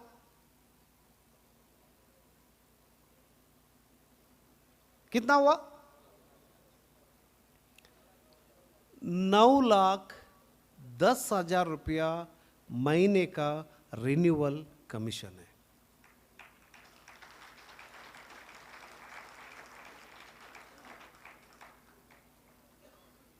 इतना काफी है क्या और कुछ चाहिए? दोस्तों, आप जितने भी बिजनेसमैन को जानते हो, जितने भी बड़े बड़े लोगों को आप जानते हो, जितने भी इंडस्ट्रियलिस्ट को जानते हो, जितना भी मिल ओनर को जानते हो, जितना भी गाड़ी का शोरूम वाले को जानते हो, क्या वो आदमी को बिना कुछ किए 9 लाख रुपया महीने का नेट प्रॉफिट है मिल सकता है? यस और नो? ध्यान दे रहे हो ना मेरे बात पे? दोस्तों, 20 साल मैंने मेहनत की। वो मेहनत भी ऐसा नहीं किया मैंने 365 दिन हर दिन 3-3 लोगों को मिला नहीं है। सिर्फ शुरुआती का दिन में मुझे ऐसा करना पड़ा, मैं वो चीज करते आया।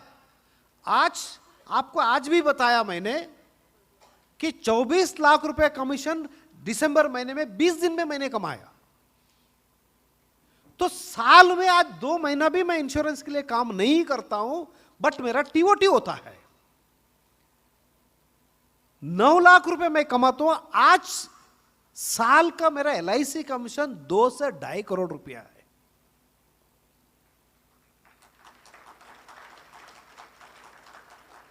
और इस काम के लिए मेरे पास 7-8 स्टाफ है। सर्विसिंग वो लोग देखते हैं, पूरा प्रपोजल का काम वो लोग देखते हैं, और जो भी काम है सब वो लोग करते हैं। रिन्यूअल वो लोग नोटिस भेजते हैं, रिन्यूअल कलेक्शन वो लोग करते हैं, किसी का फोन आया तो जवाब भी वो लोग देते हैं। मुझे कोई काम नहीं है।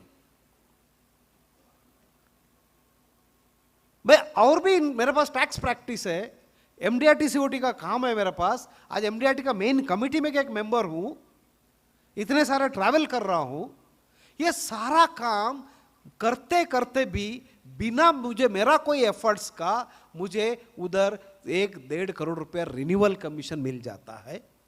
उसका बाद जो कुछ भी मैं नया न्यू प्रीमियम लाता हूं, नया फिर से एक बार टीओटी करता हूं, वो मैं करता हूं, जिसकी वजह से नया कमीशन भी आ जाता है। तो इतना अगर आपको आता है, क्या आप लाइफ में ये चीज करना चाहेंगे, नहीं करना चाहेंगे?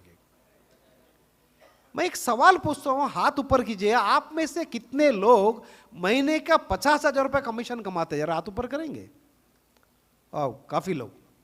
आप में से कितने लोग महीने का ₹1,00,000 कमीशन? वाह, 2 लाख रुपया, बहुत कम। क्या करना पड़ेगा 2 लाख कमाने के लिए?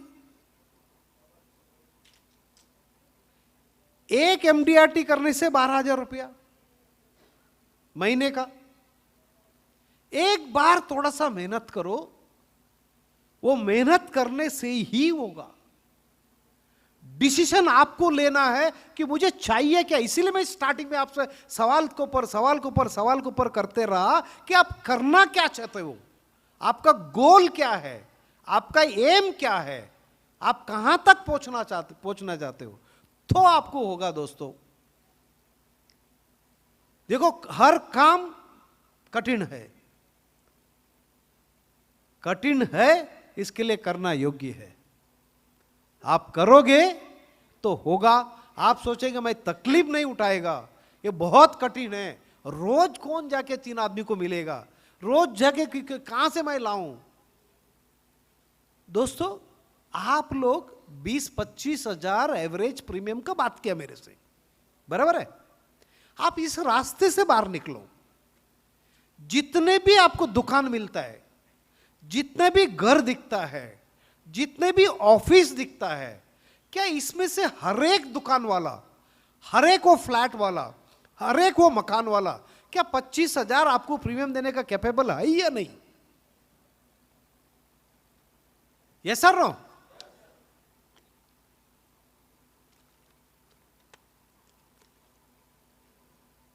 आपसे अगर और एक सवाल पूछूं मैं, क्या आप में से कम हर कोई कम से कम 10 आदमी को जानते हो जो 20 से 25,000 प्रीमियम देने का कैपेसिटी रखता है? Yes sir, no? तो सब कुछ आपका पास ही है, आप जानते भी हो, हाई भी। क्या रह गया? एक दिन उठ के फोन करने का, साहब मैं आपको मिलना चाहता हूं इंश्योरेंस का सिलसिला में। इतना सिर्फ रह गया आपका तरफ से। 25-30 हजार प्रीमियम कोई बात नहीं भाई साहब। मोदी जी ने डीमोनेटाइजेशन किया, तब तक तो पता ही नहीं था हमको लोग खर्चा कितना करते हैं। उसका बाद देखिए, credit card, debit card, Paytm, हर एक का महीने का लाख डेढ़ लाख बिल आने लग गया सबका। Credit card, debit card, Paytm, online payments 500% से बढ़ गया। मतलब लोग ना चाहते हुआ भी उतना खर्चा तो करना ही पड़ा। वो जो लग्जरी वाला जितने कट किया होगा बात अलग है। तो लोगों का पास पैसा है दोस्तों, लोगों का पास पैसा है, वो देना भी चाहते हैं, वो सिर्फ इतना रह गया है कि आपको वहां तक जाने का। तकलीफ उठाएंगे तो आपको रिजल्ट आएगा। एक बार एक गांव में से लोग सब इकट्ठा हो गए। उन्होंने सोचा इस गांव में हमको एक मंदिर बनाने का है। मंदिर बनाने का सारे लोगों ने डिसीजन लिया, और वो मंदिर बनाने के लिए पत्थर लगता है, तो लोगों ने पत्थर लाके डाला। पत्थर में से 2 काम होता है, एक पत्थर में से मूर्ति बनाया जाता है, बचा हुआ पत्थर में से वो जो स्ट्रक्चर बनाने के लिए लगता है, या नीचे जो आपको पूरा सीमेंट गिमेंट डालना पड़ता है, वो पत्थर को तोड़ तोड़ के नीचे डाल के सीमेंट डालते हैं। ये 2 काम था। तो अभी उस पत्थर में से एक मूर्ति बनाना था, तो जो मूर्ति का शिल्पकार को बुलाया गया, उसको बोला आप इसमें से कौन सा पत्थर लेना चाहेंगे जिसमें से मूर्ति बनेगा। तो उस शिल्पकार ने जाके उस पत्थर से पूछा कि आप में से कौन मूर्ति बनना चाहेंगे, ताकि मैं आपको लेके जाऊं, फिर आप में से मूर्ति बनाओ, ताकि मंदिर में रख के पूजा रखेगा। तो उसमें से हर पत्थर ने क्या जवाब दिया होगा, नहीं नहीं नहीं नहीं, मुझे नहीं बनना है बाबा। क्यों? आप मार मार के इतना बड़ा पत्थर को इतना छोटा करते करते मेरा हालत खराब होएगा, मुझे नहीं करना है, कि मुझे नहीं बनना है। तो शिल्पकार ने दूसरा पत्थर से पूछा, तीसरे से पूछा, चौथे से पूछा, 8वां 10वां 15वां 20वां, सब लोग ने ना बोला। उसमें से एक ने बोला मैं बनना चाहूंगा। ये सब लोग ना क्यों बोला? इतना दर्द होएगा, इस दर्द सहन नहीं कर सकते हैं, मैं तकलीफ नहीं उठा सकता हूं, आने वाला 2-3 महीना रोज तुम मुझे पकड़ के मारोगे, ये मार खाने को मैं तैयार नहीं है। तो उन्होंने सबने मना किया। एक ने बोला यस, मैं बनने को तैयार हूं। जिसने यस बोला, भले 2-3 महीना लगा, रोज उसको मार पड़ते रहा, और मार मार के उस पत्थर से एक मस्त बहुत अच्छा वाला भगवान का मूर्ति निकला। उस मूर्ति को लाके मंदिर में रख के रोज लोग पूजा करने लग गए थे। बाकी जितने भी पत्थर पहला मना किया, बोला नहीं कर सकता हूं, उनको भी मार पड़ा। उनको भी मार मार के जो इतना बड़ा पत्थर था, इतना छोटा छोटा पीस किया और नीचे डाला, उसके ऊपर सीमेंट डाला, जिससे बहुत ज्यादा तकलीफ उठाया। उसका मूर्ति बन के मंदिर में रख के पूजा किया। जिसने मना किया उसको नीचे डाल के लोग उसके ऊपर चलते गए और वो उसका पूजा करने लग गए।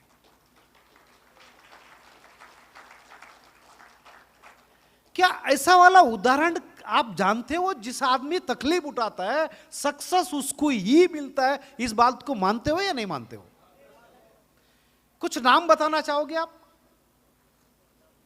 ऐसा कौन सा व्यक्ति आप जानते हो जो एकदम गरीब था, उसके पास कुछ नहीं था, उसे सेल्फ मेड है, और उसने खुद का बलबूते पे, खुद का सोच से, खुद का मेहनत से, खुद का एक इसके उसे आज बहुत बड़ा आदमी बन गया। हाँ साहब, ओके। और किसी को हमारा इंश्योरेंस इंडस्ट्री से बाहर भी बात कर सकते, इंश्योरेंस इंडस्ट्री में नाम लो, बहुत अच्छी बात है। एक नरेंद्र मोदी, धीरूभाई अंबानी, अब्दुल कलाम, भरत पारिक, नरेंद्र मोदी जी, हाँ साहब, हाँ जी, आर.के. शेट्टी, ठीक है, हाँ जी, सचिन तेंदुलकर, सुभाष मिश्रा जी, धोनी, अक्षय कुमार, अमिताभ बच्चन, अब्राहम लिंकन, शाहरुख खान, हाँ जी, रजनीकांत, जॉर्ज वाशिंगटन। अच्छे जनरल नॉलेज है आपका पास, आप जानते हो ये सब मेहनत करके बड़े बने हैं। चलिए, आप लोग ने जितना भी नाम लिया वो सबका फोटो देखिए।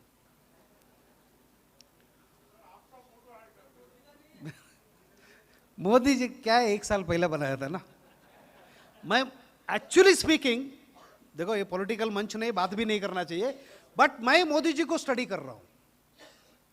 लोगों ने इतना उनको मेजॉरिटी का साथ उधर भेजा है, उनका काम आज भी मैं एनालिसिस कर रहा हूं, मैं बात कर रहा हूं। परसों एक टीवी चैनल में मेरे बुलाया गया था डीमोनेटाइजेशन में बात करने के लिए। मैंने काफी कुछ अलग बात किया जो ऑफकोर्स मोदी जी का फेवर में नहीं था, वो डिबेट आज नहीं करेंगे।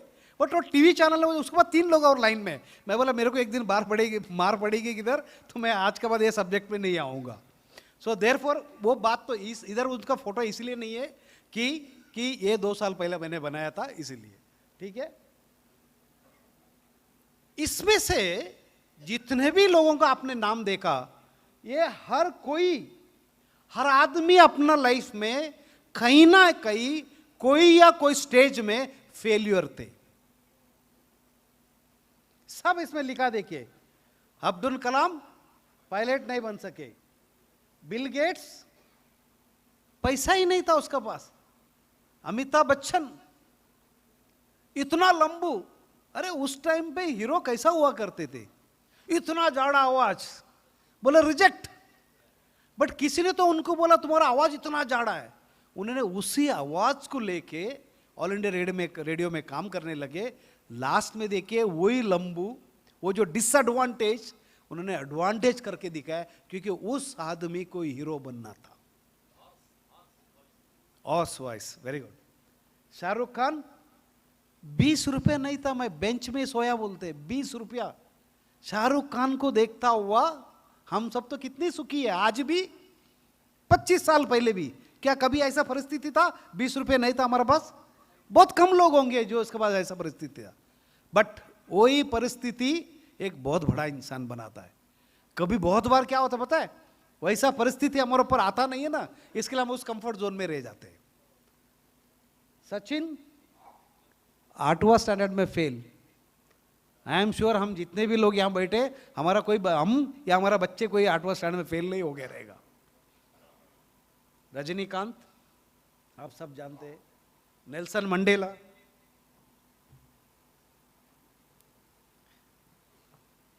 Messi, Michael Jordan, Tom Cruise, Steve Jobs, Kapil देव।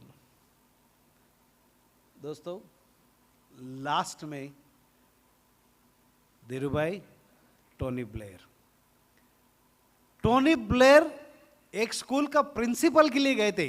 टोनी ब्लेयर इंग्लैंड का प्राइम मिनिस्टर, उनको भी वहां रिजेक्ट किया गया था। धीरूभाई अंबानी क्या करते थे? Petrol pump. और उन्होंने क्या बोला उनका बुक में, आज मैं यहां नौकरी कर रहा हूं, एक दिन मेरा खुद का पेट्रोल पंप होगा। दोस्तों कितना बड़ी बात है, ये तो कोई नया बात नहीं कर रहा हूं, आपने 1000 बार सुना होगा। बट इस पे थोड़ा सा ध्यान दीजिए। कभी तो कोई तो दिन, कोई तो एक समय में उन्होंने एक डिसीजन लिया, दिल से बात किया उन्होंने, और ये बोला, क्यों बोला क्या जाने, बट बोल तो दिया एक दिन मेरा होगा। और वो चीज को दिमाग में रखे उनका हर कार्यकाल में, हर कोई जो कार्य वो करते गए उसमें यह ध्यान रखा गया कि एक दिन मेरा अपना पेट्रोल पंप होना जरूरी है। उसी का वजह है आज उनका रिफाइनरी अभी प्रोडक्शन वगैरह स्टार्ट हो गया। अगर वो सब एक्चुअली हो जाता है, मेरे ख्याल से वर्ल्ड का सबसे बड़ा कंपनी, ऐसा हम सुन रहे हैं, रिलायंस का शेयर्स बहुत बड़ा लेवल पे जाएगा, ऐसा सब आज हम सुन रहे हैं। सो दोस्तों इसको देखता हुआ शायद आपको इस बात का विश्वास आ ही गया होगा कि इंसान आज आप कहां हो, आपका बैकग्राउंड क्या है, आपका परिस्थिति क्या है, आप कितने पढ़े लिखे हो, आप कौन से फैमिली से आते हो, ये सब चीज मायने नहीं रखता है। सिर्फ अगर हमारे में कमी है तो सिर्फ एक चीज की कमी है कि दैट इज डिसीजन टेकिंग। आपको आज फैसला करना है, सिर्फ उस फैसला, आप जो भी फैसला लेंगे, अच्छे लेंगे तो अच्छा होगा, नहीं लेगा तो कुछ नहीं होगा, बुरा फैसला लेंगे तो बुरा होगा। अच्छा अगर आपने फैसला नहीं लिया, बाकी सब तो अपना आप हो जाएगा, आपको कोई तकलीफ उठाने की जरूरत ही नहीं है। तो इसीलिए मैं ये बोल रहा हूं, successful people are the ordinary people.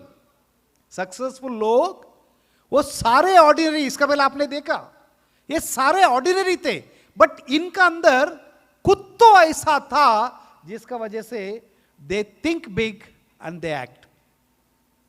Successful लोग, सभी लोग ऑर्डिनरी लोग हैं, बट इनका अंदर खुद तो ऐसी चीज था जिसके वजह से वो बड़े सोचते थे, जिसका वजह से वो बड़ा काम करते थे, जिसका वजह से वो सक्सेसफुल होते थे।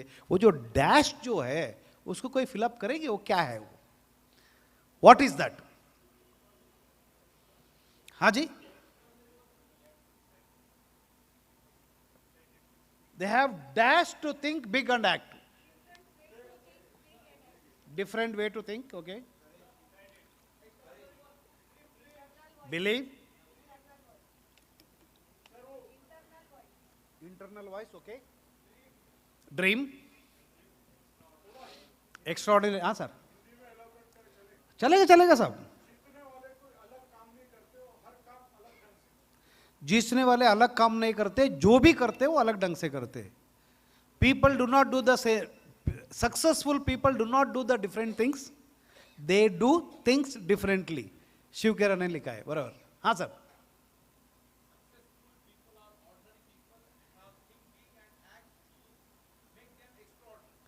करेक्ट. तो ये जो गैप फिलअप कीजिए ना, एक वर्ड मिसिंग है वहां पर. वो वर्ड क्या है?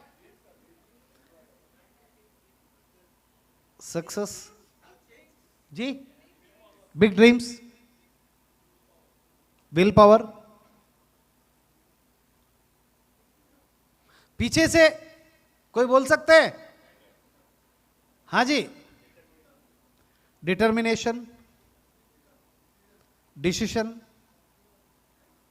हाँ जी. ड्रीम्स. हाँ जी. मैं आपको मजबूर कर रहा हूं सोचने के लिए. जो करेक्ट आंसर देगा उसको प्राइज मिलेगा. अरे साहब क्या बात है. Burning desire. हाँ जी. Decision, okay. एक्ट. अभी देखिए, मेरे को एक गिफ्ट देना ही पड़े. जब तक आप बोलेंगे नहीं तब तक मैं आगे बढ़ ही नहीं सकता. High dreams. हाँ जी.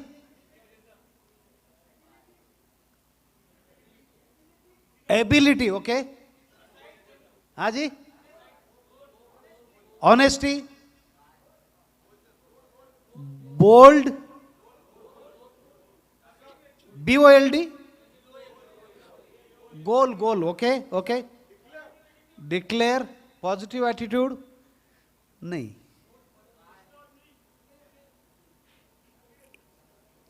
चलिए ये एग्जांपल देता हूं.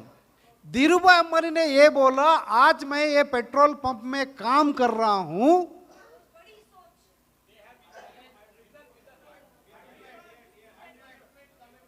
कमिटमेंट. बहुत क्लोज है आप लोग, अभी बहुत क्लोज है. खाली मैं एग्जैक्ट वर्ड पकड़ना चाहता हूं. हाँ जी. Dedication, decision, vision. एक मिनट पीछे से एक आदमी पहली बार खड़ा हुआ है. एक मिनट रुको. हाँ जी बताओ. हाँ जी. विजुअलाइजेशन, डिजायर, महत्वाकांक्षा. सर आप बहुत क्लोज है, बहुत क्लोज है.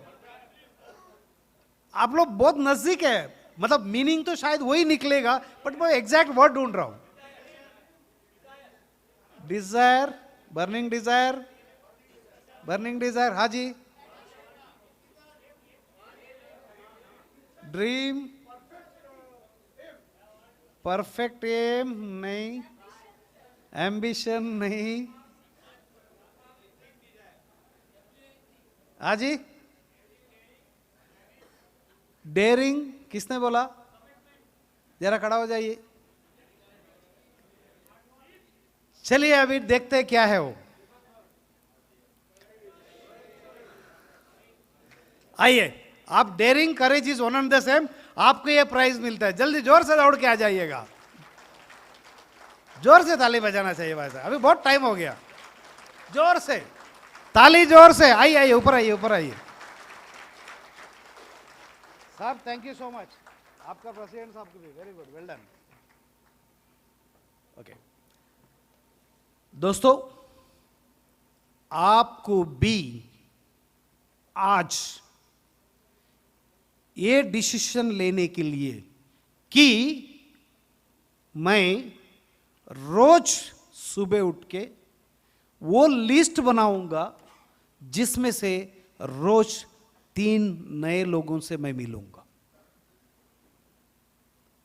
दूसरा, वो 3 लोगों से मैं मिलूंगा और मिनिमम एवरेज 25,000 रुपए का प्रीमियम मैं लाऊंगा. तीसरा, अगर ये करने से मेरा इस साल एमडीआरटी होने से मुझे कोई नहीं रोक सकता। यह डिसीजन आपको लेना है। सवाल पूछ रहा हूं, आप में से कितने लोग अभी भी ये सोच रहे यस ये साल मेरा एमडीआरटी हो जाएगा?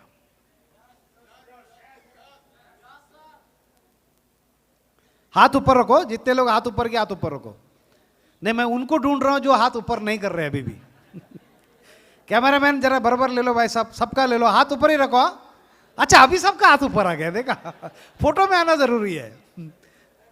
अच्छी बात है, हमको इससे कोई इतराज नहीं है। प्रेसिडेंट साहब देखो, अगली बार देखो, दिसंबर में देखना ये सबको हो गया है कि नहीं हो गया। इन्होंने हाथ ऊपर कर दिया है। दोस्तों ये बताओ, आप इस बात में कितना सिंसियर है? क्या आप सच में, आपको ऐसा लगता है आपका हो जाएगा?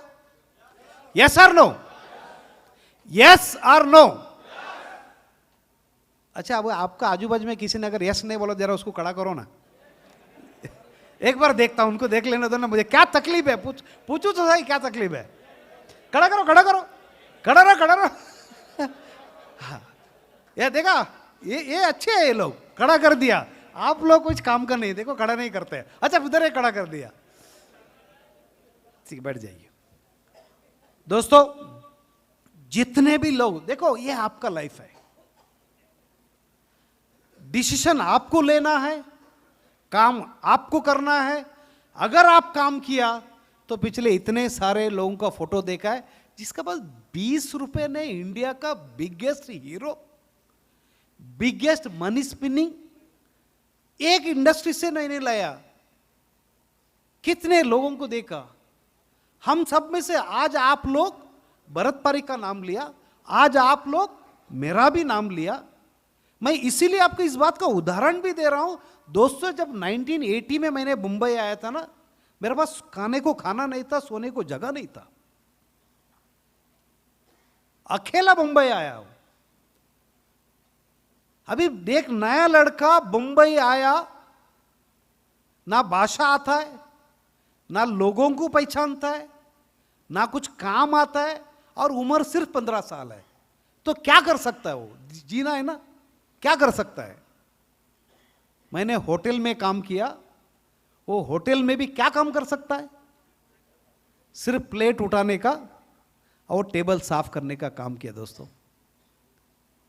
वहां से लाइफ स्टार्ट किया, खुद पढ़ाई किया, नाइट कॉलेज किया, सीए का ऑफिस में काम किया 10 साल। 1990 तक, जब तक एलआईसी एजेंसी नहीं किया तब तक ये काम चालू था मेरा।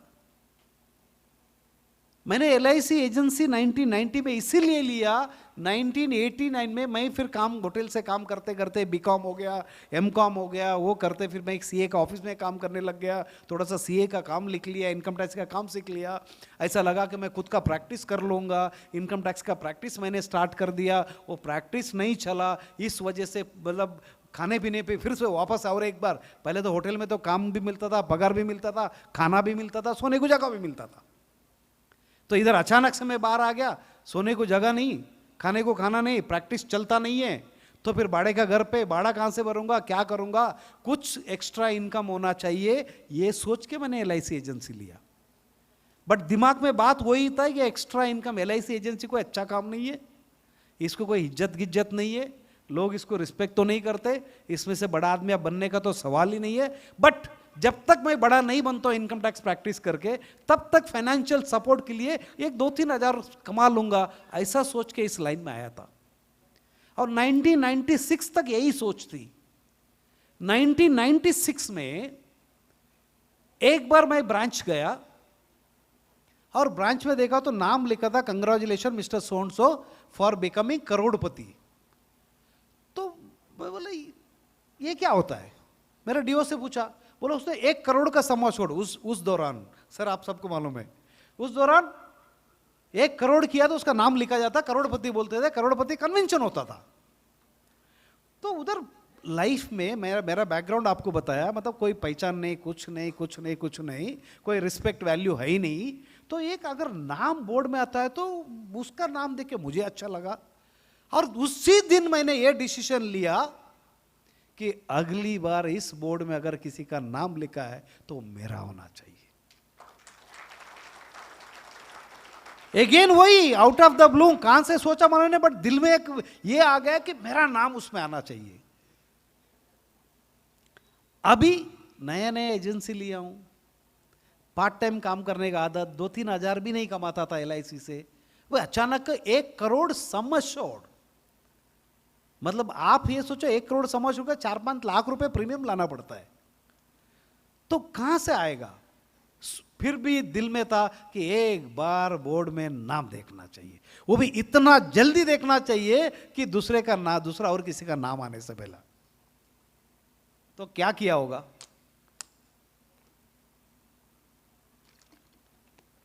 जब आप पॉजिटिव सोचते हो, थिंकिंग भी आता है, सोच भी होता है, और भगवान भी आपको मदद करता है। उस दौरान 96-97 में बीमा किरण नाम का एक पॉलिसी हुआ करता था, याद है? Yes, 111, very good. क्या था? 3 लाख सम एश्योर्ड, 3,000 का आसपास का प्रीमियम। तो मैं कॉलेज तो गया ही था, उस टाइम पे हमारा भी उम्र हो गया, मेरे साथ जो लोग पढ़ते थे वो सब अपना अपना नौकरी में थे, तो दिमाग में ये बात है अगर यही एक तरीका है जिसका वजह से मेरा 1 करोड़ सम एश्योर्ड हो जाएगा कि मैं अपना सारे कॉलेज फ्रेंड को जाके मिलूंगा, उसको बोलूंगा भाई 3,000 प्रीमियम में तो क्वार्टरली दे दे, मेरे को 750 रुपए दे दे, बट एक पॉलिसी ले ले। ऐसा करते करते दोस्तों बिलीव नहीं करोगे, 1.5 महीना, जिस दिन भी मैंने डिसीजन लिया, वहां से खाली 45 डेज के अंदर 1 करोड़ का सम एश्योर्ड का प्रपोजल डाला और मेरा नाम बोर्ड में आया। जैसा वो नाम बोर्ड में आया, करोड़पति बन गया। अबे बोलने को कितना लगता कुछ है ही नहीं, बट करोड़पति। चलिए, वो एक फीलिंग भी अच्छा हुआ, करोड़पति। अगली बार एक करोड़पति कन्वेंशन हुआ, उस करोड़पति कन्वेंशन में साहब सुभाष मिश्रा जी थे, कोचार साहब थे उस टाइम का, ये सब हमारे डिवीजन में से थे, ये सब ऐसा आज मैं बात कर रहा हूं वैसा वो बात कर रहे थे। तो कोचार साहब का बातों का लास्ट में उन्होंने एक वर्ड बोला कि अगर आपको आज आप करोड़पति है, MDRT बनना है, तो आप LIRT में आओ। LIRT नाम सुना होगा आप लोग, यस, LIRT का कन्वेंशन में आओ। वो LIRT का कन्वेंशन बेंगलोर में होता था वो साल 96 में, और मुझे दिमाग में आ गया कि तब तक तो मैं MDRT नाम भी नहीं सुना था।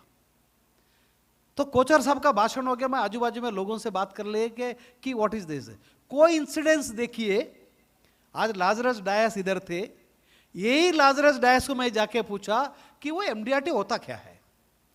लाजरस डायस मुझे बोला कि MDRT वो होता है, तुमको उधर ही आके सुनना है, मैं तुझे कुछ बताता नहीं है, बट एक बात बता देता हूं, अगर तुम MDRT बन जाते हो तुमको अमेरिका जाने को मिलेगा। वाह, जिसका पास कुछ नहीं है वो करोड़पति बन गया, अब करोड़पति बन गया, अब अमेरिका जाने का सोच रहा है। बट वो एक ड्रीम दिमाग में आ गया कि मुझे अमेरिका जाना है। तो फिर तो अभी LIRT जाना ही जाना है। जाके पूछा, साहब LIRT का ऑफिस में पहुंच गया अगले दिन, वो बोलते हैं 25,000 रुपए भरो। अभी इतना पैसा किसका पास है। जाके बीवी को बताया कि ऐसे ऐसा, वो जरा मेरे से अच्छी थी, वो बैंक में नौकरी करती थी, थोड़ा उसके पास पैसा था, थोड़ा सेविंग भी था, उसको समझाया तो शायद उसको जल्दी समझ में आ गया, उससे 25,000 रुपये उठा के मुझे दिया, उसका ही चेक लेके जाके कोचर साहब का ऑफिस में भरा। बेंगलोर में कन्वेंशन में गया, एक लोगन नायडू साउथ अफ्रीका से स्पीकर आया था। उस Logan Naidoo how to qualify for MDRT, 20 points program for MDRT, ऐसा उनका सब्जेक्ट के ऊपर उन्होंने स्पीच दिया। उस स्पीच को दिमाग में लिया दोस्तों, सितंबर महीने में वो कन्वेंशन हुआ 1996, वापस आया, 1 महीना लगा खुद को तैयारी करने में कि उन्होंने जो कुछ भी बोला, कि उन्होंने ये बोला कि डेली तुमको 20 पॉइंट हासिल करना है, मतलब एक क्लाइंट को फोन किया तो 1 पॉइंट, उसको अपॉइंटमेंट के लिए गया तो 2 पॉइंट, उसको अगर चेक लिया तो आपको 4 पॉइंट, आपको रेफरेंस दिया तो 3 पॉइंट, ऐसे सब था वो। तो ये सब मेरे उसने ये बोला कि अगर आप डेली 20 पॉइंट अगर आपको नहीं मिला, आप उस रात को खाना नहीं खा सकते आप। और मैंने स्ट्रिक्टली उस चीज को फॉलो किया। वाइफ सोचती थी आज क्या 20 हो गए कि नहीं, शाम हुआ था यही चर्चा, 20 हुआ कि नहीं हुआ। मैं बोला हो गया तो वो कुछ कम से कम आज खाना तो खाएगा ही। कई रात सच में खाना नहीं खाया और वो 20 पॉइंट का पीछे लगा। दोस्तों, सितंबर में कन्वेंशन, अक्टूबर 15 का आसपास मैंने काम स्टार्ट किया होगा। जैसा दिसंबर खत्म हो गया, उस साल का जब एमडीआरटी का लिस्ट निकला 1997 में, उस लिस्ट में मेरा नाम भी था।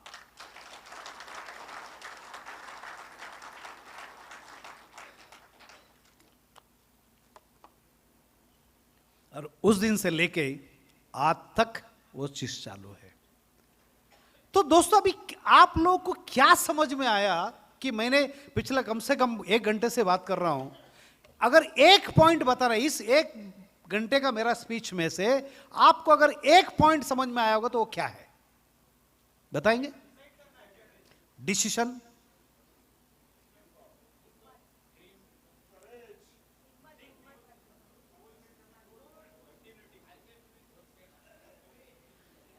दो चीज ध्यान से सुनो।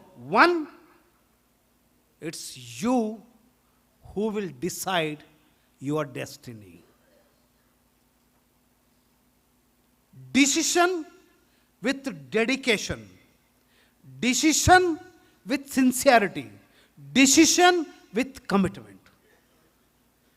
सिर्फ मैंने मेरा नाम देखने का करके बोल के मैं चुप नहीं रहा, उसका पीछे काम किया। किस तरीके से वो 1 करोड़ रुपए हो के करोड़पति बनूंगा, वो मैंने सोचा, डिसीजन लिया, सिंसियरिटी था, कमिटमेंट था, हार्ड वर्क किया और मैं करोड़पति बना। एमडीआरटी बनने का सोचा, डिसीजन लिया, सिंसियरिटी था, कमिटमेंट था, काम किया और एमडीआरटी बना। सीओटी बनना था, डिसीजन लिया, सीओटी बना। टीओटी बनना था, डिसीजन लिया, मेहनत किया, काम किया, टीओटी बना। 1 क्लाइंट 1 चेक 1 एमडीआरटी, मैंने डिसीजन लिया और मैं काम किया और मैंने हासिल किया। 1 क्लाइंट 1 सीओटी, मैंने डिसीजन लिया, मैंने काम किया, मैंने काम हुआ। So what is that 1 thing you want to take home today? एक चीज अगर आपको आज दिमाग में लेना है तो क्या है? You can change your destiny by taking sincerely committed decisions. Yes or no? अगर yes है तो जोर से ताली हो जाए।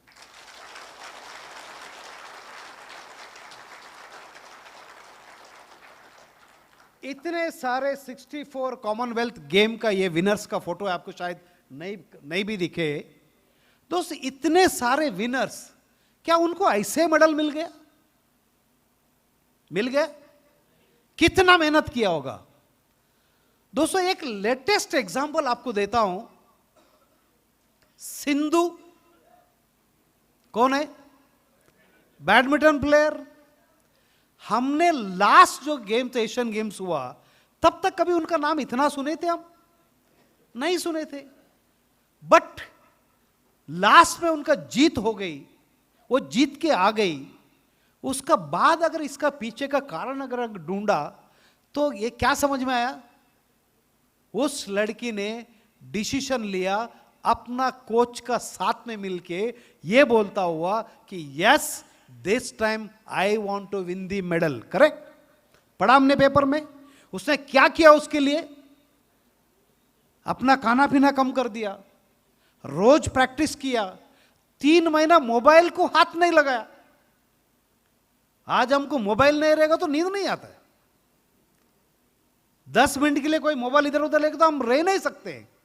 But that was the sacrifice जिसका वजह से उस लड़की विनर होके आई।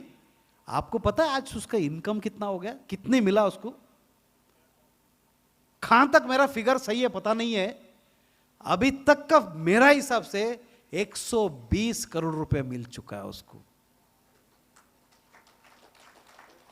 अभी एक मिनट के लिए सोचो, उस लड़की की और कुछ करने की जरूरत है?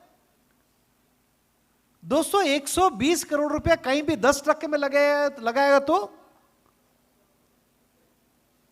12 करोड़ रुपए साल का, महीने का 1 करोड़ रुपए इनकम प्लस 120 का principal.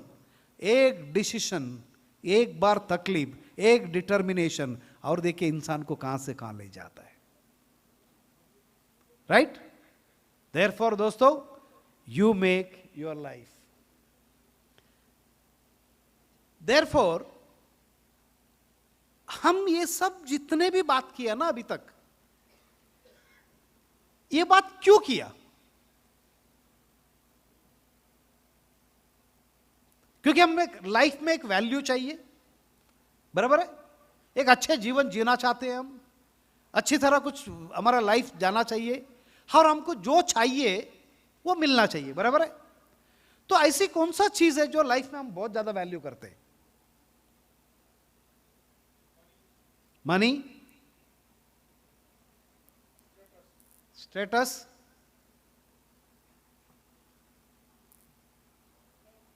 Correct? Name, money, recognization, quality of life, power, achievements. अगर ये सब अगर हमको मिल जाता है तो हम ये सोचते हैं ना कि लाइफ सुखी है, करेक्ट? जीवन में हमको इतना ही चाहिए ना। अरे क्या बात है, कुछ बात करते नहीं आप लोग? अभी आप टेंशन में आ गया? नहीं हुआ क्या आपका साथ? अचानक से साइलेंट, सोच में पड़ गए। अच्छी सोच है ना, अच्छी बात है, कम से कम सोचने के लिए मजबूर तो किया मैंने। चलिए इसी सोच को आगे बढ़ाता हूं। मैं बोलता इंसान सोचता तो क्या होता है दोस्तों? You might have born in a poor man's house. आप कोई गरीब इंसान का घर पे आपका जन्म हो गया रहेगा, क्योंकि वो आपका हाथ में नहीं है।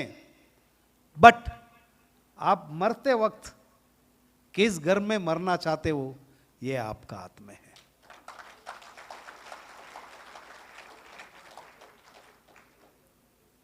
ये फोटो को देखिएगा। हाँ, बस आप इतना खुश क्यों हो रहे?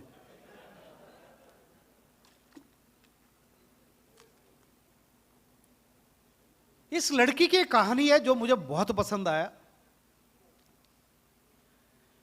1994 में ऐश्वर्या राय को मिस वर्ल्ड चुना गया है। उस वक्त इसका उम्र था 20 साल। इंसान का सोच इंसान को बनाता है, इंसान का सोच ही इंसान को बिगाड़ता है। सही है?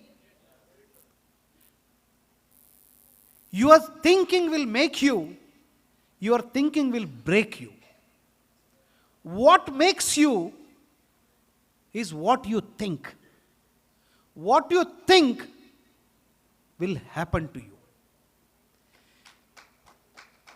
इस लड़की को 1994 में 20 साल का उम्र में ये मिस वर्ल्ड कंटेस्टेंट में कि फाइनलिस्ट का एक लिस्ट आया था। उस फाइनल राउंड में आप सब अगर देखा होगा तो उनके एक सवाल पूछते हैं, वो पैनलिस्ट बैठे हैं वो लोग। वो सवाल का जवाब देना होता है कि आपका वो बाकी सब भी उसका साथ है। वो सवाल का जवाब जिस तरीके से आप देते हो उस तरीके से आपका फाइनल सिलेक्शन हो जाता है मिस वर्ल्ड के लिए।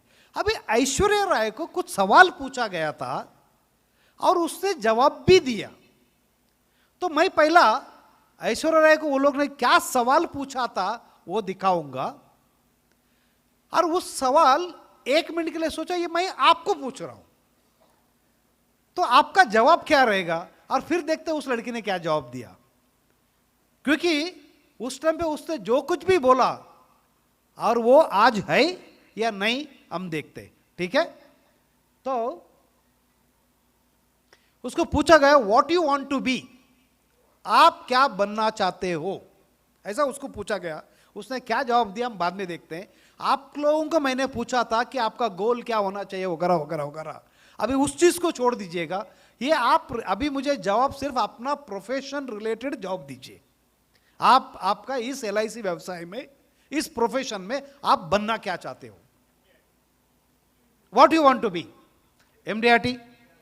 थोड़ा जल्दी है, टाइम बहुत कम है, कुछ अच्छे सब्जेक्ट कवर करना चाहूंगा। हाँ जी, MDRT। और कुछ? और कुछ? देखो, आज आपके पास चॉइस है नहीं भी जवाब देने का, उसके पास चॉइस नहीं है, उसको जवाब देना ही था और जवाब दिया, इसके लिए वो ऐश्वर्या राय बन गई। करेक्ट? हाँ जी। और कुछ? हाँ, अभी बच्चन बाद में बन गई। वो राय, पहला ऐश्वर्या राय बनी, इसके लिए वो बच्चन बनी। नाम तो था, हम उसका पहले कोई जानते थे उसको? हम नहीं जानते थे, बाद में जानने लगे। हाँ जी। और कुछ? चलिए उसको देखते, उसने क्या बोला।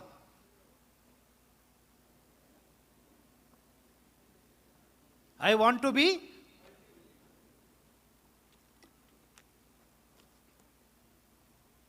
दोस्तों, 20 साल का बच्ची, 20वां साल का उम्र में उसको पूछा गया तुम क्या कर बनना चाहते हो? सीधे सीधे जवाब, मल्टी मिलियनर। आपको मैंने पूछा, 5 लोग जवाब दिए, बाकी सब तो वो बोलने को भी तैयार नहीं। आपको 50 बार बोला आप बोलेंगे, डिसीजन लेंगे, कुछ होगा नहीं तो कुछ नहीं होगा। उसने बोला मल्टी मिलियनर, आज वो है या नहीं? किसने डिसीजन लिया? खुद ने लिया, पब्लिक में बोला। और उतना छोटा उम्र में, हमारा उम्र देखो उसका डबल ट्रिपल भी हो चुका है किसी किसी का, फिर भी हम बोलते नहीं आज। उम्मीद करता हूं अगली बार तो बोलेंगे, ठीक है? चलिए second question, why you want? कितना अच्छा सवाल है। वो तो कोई भी बोलते हैं ना, आप क्या बनना चाहते हो? Multi millionaire. तो अभी अभी बोलो क्यों? आपका MDRT, COT, ये वो 25,000 कमीशन, ये सब क्यों? सिक्योर लाइफ, अच्छा लाइफ। हाँ जी, अभी भी नहीं बोलना चाहेंगे क्या जी? नाम के लिए। तो वैल्यू ऑफ लाइफ का जो हम बात कर रहे थे, तो उसको पूछा गया क्यों, तो उसने क्या जवाब दिया देखो, बिकॉज आई कैन। मतलब आप और कोई सवाल मत पूछो मेरे से। आपने पूछा क्या बनना चाहते हो? Multi millionaire. क्यों? तो मैं कर सकता हूं, इसीलिए मैं कर सकता हूं। देखो, मल्टी मिलियनर और मैं, इट्स मी। नेक्स्ट सवाल, व्हेन? आपका MDRT, COT, TOT कब बनाना चाहेंगे? Right now, very good. 31 मार्च, ओके। उसने क्या जवाब दिया देखे, क्योंकि वो मत है राइट नाउ वो बोल नहीं सकते, क्योंकि मैं मंच पे खड़ी हूं। Tomorrow means at the earliest, बराबर है?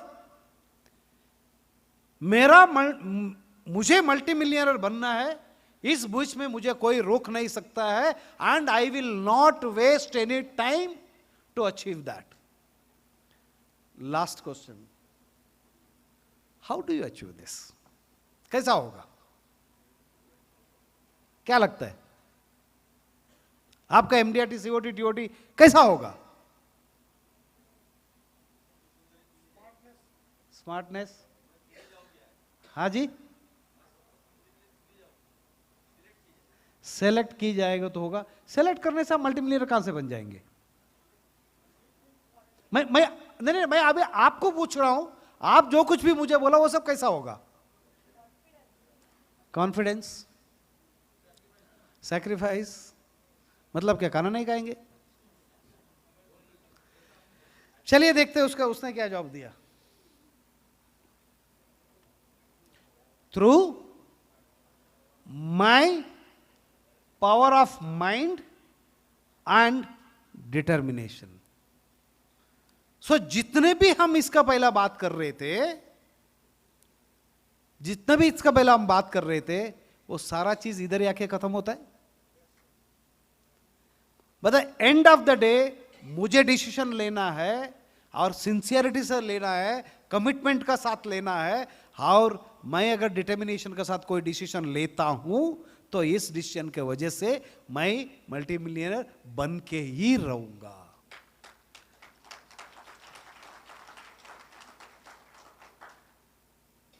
दोस्तों, therefore your current position is not important, where you want to position yourself is important। दोस्तों, भाई साहब लैपटॉप लिंक्ड है, उसमें वीडियो क्लिपिंग दिखाना है। 1 मिनट का टाइम दीजिए, कल एक लैपटॉप सेट करके आता हूं।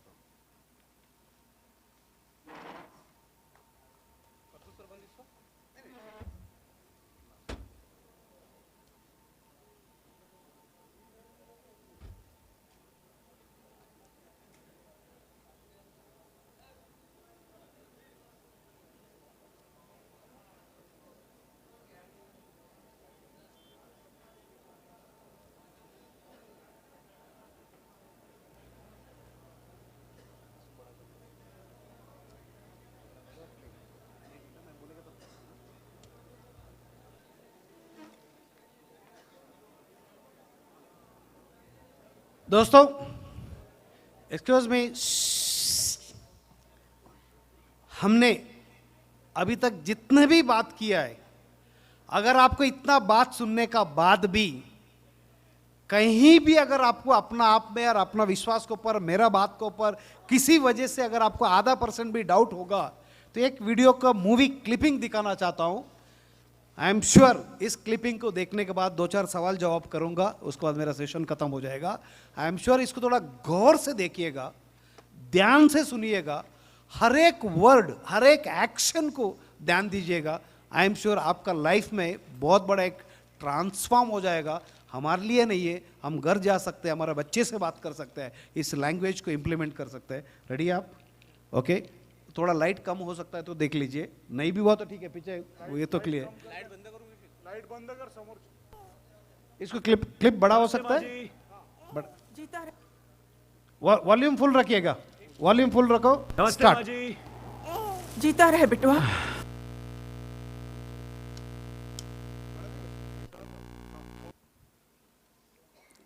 कैसा लगा दोस्तों?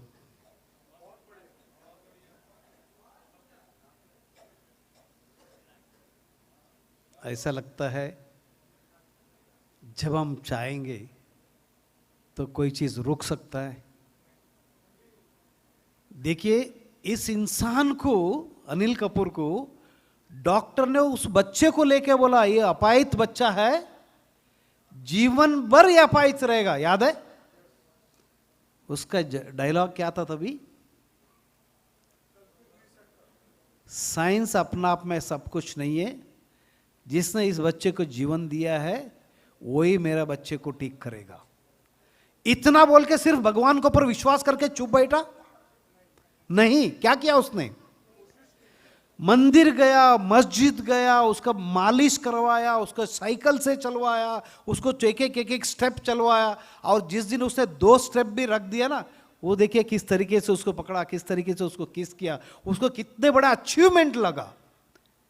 इतना होने के बाद लास्ट में उसने लाके, आदमी का एक डिटर्मिनेशन होता है ना, लाके वो रेस पे खड़ा कर दिया उसको। वो डॉक्टर फिर से उधर आ गया, फिर बोलते हैं बहुत बड़ा गलती कर रहे हो सकता है रिवर्सल इफेक्ट आएगा, ये बच्चा चल सकता है, खड़ा हो सकता है, बड़ी बात है, कल ये भी खो जाएगा। वो बोलता है मेरा बच्चा दौड़ेगा भी और जीतेगा भी। खुद पहला डिसीजन लिया और बच्चे से पूछा, बच्चे ने बोला हाँ पापा, क्योंकि पापा का जो डिटर्मिनेशन, जो कन्विक्शन उसका था, जिसने उसके लिए इतना जो मेहनत किया था, उस बच्चा बोला मेरे लिए नहीं तो मैं पापा के लिए तो करूंगा। और दौड़ता है, बीच में उसको दुखता है, वो भाग नहीं सकता है। बट जब वो पिताजी की तरफ जब मुड़ के देखता है, जब वो मुंडी नीचे डाल के जब बैठता है, उसको देखता है, फिर से उसमें एक उम्मस आती है, फिर से वो डिटर्मिनेशन आता है, फिर बोलता है मैं कोशिश तो करता हूं, और भागता है तो पूरा निकल गया, लास्ट में वो विजेता बना।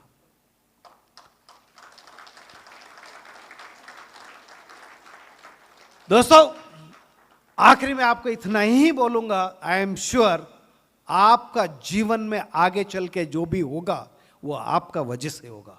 आप जो सोचेंगे उस वजह से होगा, जैसा सोचेंगे उस वजह से होगा। आप में खुद में जिस तरीके से डिटर्मिनेशन, डेडिकेशन, सिंसियरिटी, कमिटमेंट रहेगा, उसका वजह से आपका जीवन होगा। आप सबका मुझे पता है, इतना सुनने के बाद आपका रिस्पांस बहुत अच्छा था, आप बहुत पॉजिटिव रिस्पांस दे रहे थे। हर बार कुछ लोग जवाब दिया, कुछ लोग नहीं भी दिया, फिर भी आप सबका चेहरा मुझे यहाँ से दिखाई दे रहा था। मेरा मन में, मेरे लिए कोई भी डाउट नहीं है, आप में से हर किसी को इस बार MDRT होने से कोई रुक नहीं सकता। Thank you so much. आज आप सब मिलके मुझे यहां तक बुलाए, इधर आपका सामने खड़ा रहने का मौका मिला। I wish you all the best. I pray to the almighty lord कि आप सबका इच्छा पूरा करे। Thank you so much. Thank you साहब, आप सब मिलके मुझे यहां बुलाया। Thank you so much.